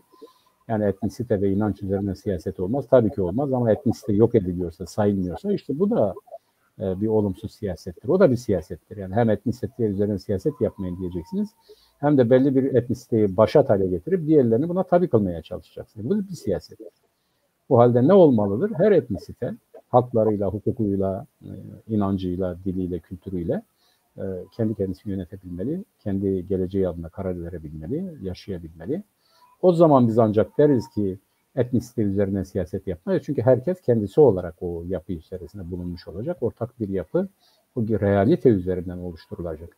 Bu olmadığı müddetçe de gerçek anlamda bir çözümden söz etmek mümkün değil ve görüldüğü kadarıyla da bu hani iktidara hazırlanan çevrelerin de böyle ne planı var, ne programı var, ne düşüncesi var, ne beyanı var. Bu konuda söyleyeceklerim bunlar. Zaman kalmadı. Ben en son soruyu Kek Mehmet Müfit'e sorayım. Biraz fazla uzatmadan ondan sonra bitirelim. Şimdi Ertuğrul Kürtçü şöyle bir açıklama yapmış. Kürtler demokratik, özgürlükçü ve devrimci bir Türklük halini kendilerine öz çocukları kadar yakın görüyorlar gibi bir açıklama yapmış. Bu bir çözüm şekli. Öz çocuklara kadar yakın olma. Başka bir şekilde ben Şili'de şöyle bir şeye rastladım. Merkezde mesela asker kıyafetli birisinin, bir komutanın heykeli vardı. Onun karşısında Kızılderili birisinin heykelini gördüm. Dedim bu nedir? Dedi işte bu önemli savaşçılardan, her iki tarafın önemli savaşçılarından. Ama zamanda birbirlerine karşı savaşmışlar bunlar. Savaşmışlar yani. Kim haklı, kim haksız o konuda bir şey yok.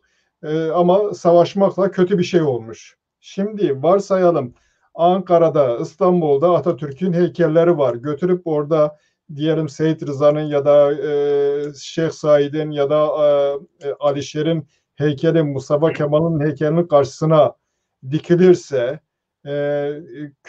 Kürt bölgelerinde de Kürt heykellerine daha fazla Kürt folklorunu taşıyan heykellere falan önem verilirse bu bir şey olabilir mi yani bir kabul edilebilir bir durum olabilir mi? Ya da bir aralık olabilir mi sorunu çözebilmek için? Şimdi yok tabii ki. Çünkü Türkler belli ki bir lidersiz yaşayamayacaklar. O da var. Tabii şüphesiz. Şimdi bunlar aslında olay şu. Şimdi bir defa Kürdistan'ın konumu ve durumuyla ilintili bir şey. Şimdi biz nasıl bir milletiz? Nasıl bir ülkeyiz? Biz ezilen bir milletiz. Sömürge olan bir ülkeyiz. Bu bakıma yani Türk milletinin bir parçası değiliz ki. Ya da Türk milletine entegre olmak için çaba içinde olan bir millet değiliz ki biz. Onlar Türk milleti, biz Kürt milletiyiz. Onlar ezen, biz ezileniz. Onlar sömürgeci, biz sömürge bir milletiz. Bu bakıma bizim sorunumuz yani bu sömürgecilikten kurtulma sorunudur. Ulusal Kurtuluş Hareketi'nin devletle ister federasyon olsun, ister başka biçimde olsun, bağımsız olsun, devlet şeklinde örgütlenmedir. Yani esas sorunumuz budur. Devletleşmemizdir. Napolyon Bonaparte'ın çok güzel bir lafı var. Der ki her millet üzerinde yaşadığı ülkenin politikasını yapar. Şimdi biz Kürdistan'da yaşıyoruz. Biz Türkiye'nin bir parçası değiliz. İşgal edilmiş bir milletiz. Dolayısıyla kendi üzerinde yaşadığımız toprakların, üzerinde yaşadığımız coğrafyanın politikasını yapmak zorundayız. Kürt milletinin böyle bir sorumluluğu vardır. Biz kendi kendimizi inkar edersek eğer, bu ne anlama gelir? Kendi kendimizi inkar etmek demek, Türkleşmeyi kabul etmektir. Türklere entegre olmak demektir. Hayır, böyle bir şey Kürt milleti kabul edemez. Doğal yapısı olarak yani eşyanın tabiatı gereği kabul edemez böyle bir şeyi. O bakıma şimdi onlar Türktür, biz de Kürdüz. Bu bitti, bu kadar. Özetlersek olay budur. Onun için heykelimizin şurada burada dikilmesi hiçbir şey ifade etmez. Hiçbir şey ifade etmez. Önemli olan biz siyasi statüye sahip olabilecek miyiz? Önemli olan okullarda okul hakkımız olabilecek mi? Ana dilde eğitimimiz olabilecek mi? En tabii ve en sıradan, en küçük bir haktır bu. Ana dilde eğitim. Bunu tanıyabilecekler mi? Şimdi eğer bunu tanıyabilirlerse biz tabii ki bizim için çok son derece önemli bir şey olacak. En azından vahşi asimilasyonun önüne geçmiş olacağız. Ama Çünkü onu yapan simgesel olarak diğerini de yapabilir. Simgesel olarak bir önemi var. yapsınlar o zaman ne bekliyorlar ya? Ama Onu, Türkler onu diyorum yani. biz çok iyi biliyoruz. Türk milleti buna hazır değil. Biz onu çok iyi biliyoruz. Evet. Yok, Aklımızdan kafamızdan çıkarmayalım. Hayır, Türk Kürtler de milletinin, hazır değil. evet, Türk milletinin Kürt büyüklerinin heykelini dikebilmesi ve en sıradan hakkımız doğal, tabii en doğal hakkı olan ana dilde eğitimi, okul hakkını anayasal hak olarak, kanuni hak olarak bize tanıyabilmeleri için Türk milletinin bir defa ciddi bir bölünme yaşaması lazım. Çok ciddi bir şekilde bölünme yaşaması lazım. İkincisi, dışarıdan ciddi bir baskının görmesi gerekiyor. Bu iki etken olursa ancak o zaman olabilir. Yani okul hakkımızı da tanıyabilirler. Büyüklerimizin 77 ecdadımızın heykelini de şuraya buraya dikebilirler. Bunun dışında Kürtlerin hayal kurmaya hakkı yoktur.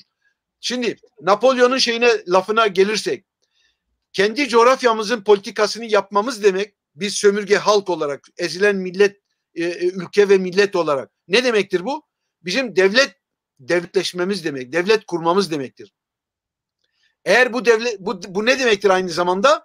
Bu siyasi ve sosyal olarak bir kimlik sahibi olmamız demektir bu. Şimdi Türkler buna müsait midir? Yani bizim siyasi ve sosyal millet olarak, Kürt milleti olarak siyasi bir kimlik olarak elde etmemize Türkler hemfikir midir? Hayır. Hiçbir şekilde millet olarak hakim değiller. Çünkü onların milli mütabakatı bunu engelliyor. Bu milli mütabakatının kırılabilmesi için dediğim gibi Türk milletinin bölünmesi lazım ve dışarıdan baskının olması lazım. Demin Mehmet güzel bir şey, yani HDP'ye değindi, politikasına değindi. Şimdi yine Napolyon'un dönersek lafına, Kürtler kuzeyde coğrafyamızın üzerinde yaşadığımız coğrafyanın politikasını yapmayı terk etmişler. Yani ulusal kurtuluş, bağımsız bir politika üretmeyi yapmışlar, terk etmişler. Türk politikasının bir parçası haline getirmiş HDP, PKK ve HDP politikası. Şimdi ama biz önce şunu yapmamız gerekiyor. Biz bir defa Türk düşünce biçiminin bir parçası değiliz.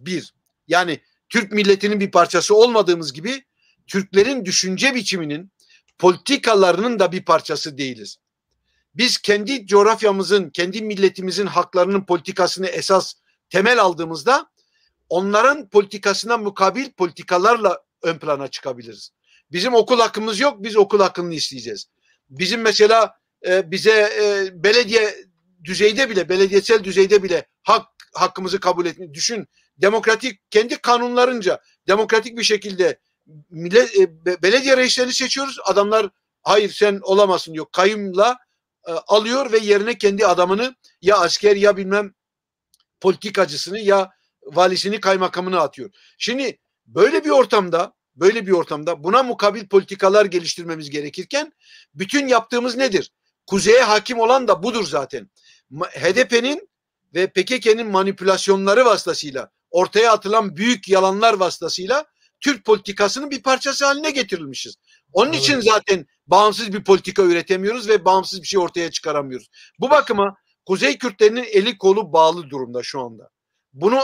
Bunu kırabilmek için de ya dışarıdan bir alternatifin gelişmesi lazım ya da PKK'nin ya da HDP'nin içerisinde bir alternatifin çıkması gerekiyor ki bu duruma son vermiş olabilelim ki bir kişilik sahibi olan bir politikaya sahip olalım. Eğer bu kişilik sahibi olan bir politika ortaya çıkaramazsak biz kesinlikle bu durum böyle devam eder ve Kuzey Kürtleri de erimeye, bu trajedilerinin sürmesine devam edilmiş olur. Kendi elimizle bu ortamı onlara sunmuş oluyoruz. Halbuki bizim esas görevimiz direniştir aslında.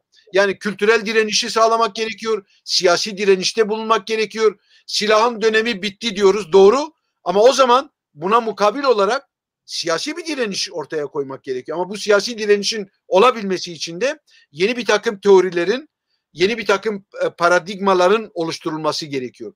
Bu olursa şayet yeni bir vizyonla Kuzey Kürtleri bir yerlere gelebilir. HDP'ye özenerek bir takım şeyler de yapmamak gerekiyor geri kalan kesimlerin.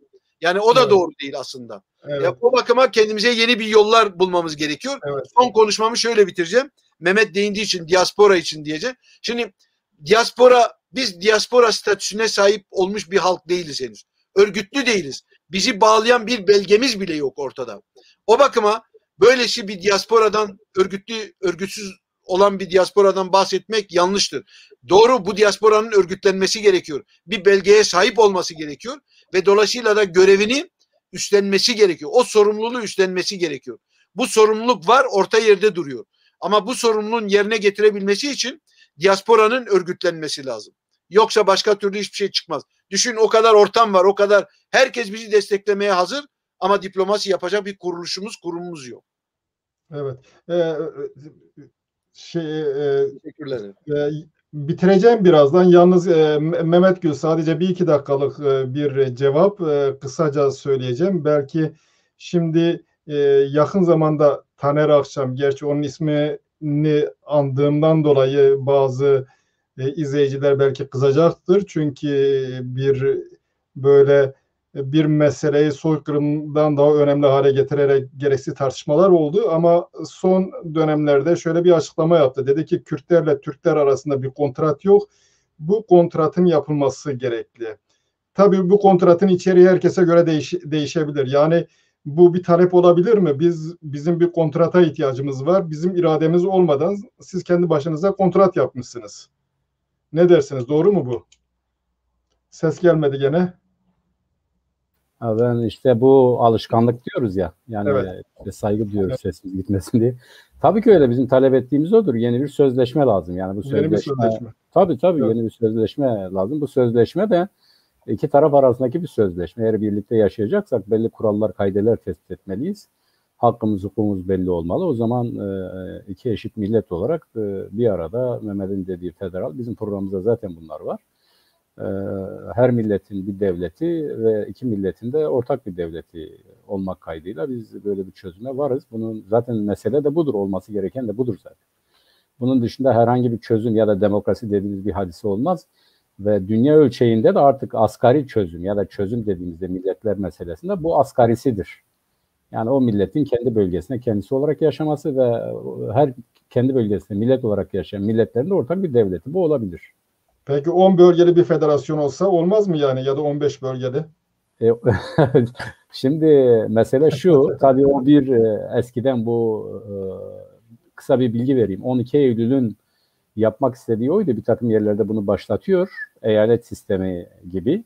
Yani işte Dersim eyaleti, Hakkari eyaleti. Kenan Evren söyledi, sonra tabii. Evet, o 25 evet, 25 bölge, ama sonradan bu rafa kaldırıyor. Bunun hazırlıkların olduğundan haberimiz oldu. Yani bizzat bu hazırlıklar içerisinde olan, o zaman devletin belli bir yerinde görevli olan birilerinin söylediği bir şeydi. Kamuoyuna da yansıdı. HDP'nin bir ara Selahattin Demirtaş'ın da bunu dile getirmesi, o devletin hafızasındaki ya da kayıt kuyudundaki bu hadiseden haberli olduğu için bunu söyledi. Yani dikkat ederseniz onların bütün çözümleri mutlaka devletin heybesinde olan, devletin aklında olan ya da devletin masasında olan çözümlerdir. Bir taraf olarak bir çözüm önerilmemiştir. Evet. Yani biz biliyoruz, siz bunu öneriyorsunuz, biz buna varız, ona değil buna varız, şuna değil şuna varız. Nihayetinde biz devlet istemiyoruz, hiçbir şey istemiyoruz ve senin derdin ne kardeşim? Yani nedir bu hadise, ne istiyorsun sen dediğin zaman da olay bitiyor zaten. Evet, teşekkür ederim. Şimdi pek soru yok. M. Farik Aya'nın bir sorusu vardı. Sanıyorum zaten biz ona cevap vermiş olduk. Biz hem sizleri hem de izleyicilere epey zaman oldu yorduk. Bizi izledikleri için kendilerine teşekkür ederiz. Siz de programa katıldığınızdan dolayı teşekkür ederim. Teşekkür ederim. İyi hafta sonları, herkese iyi hafta sonları dilerim. Yeni bir yayında buluşmak üzere. Şimdilik hepiniz hoşça kalın. Ama siz misafirler biraz bekleyebilirsiniz. Olmazsa biraz sohbet edebiliriz. İyi hafta sonları hepinize. Tamam, teşekkür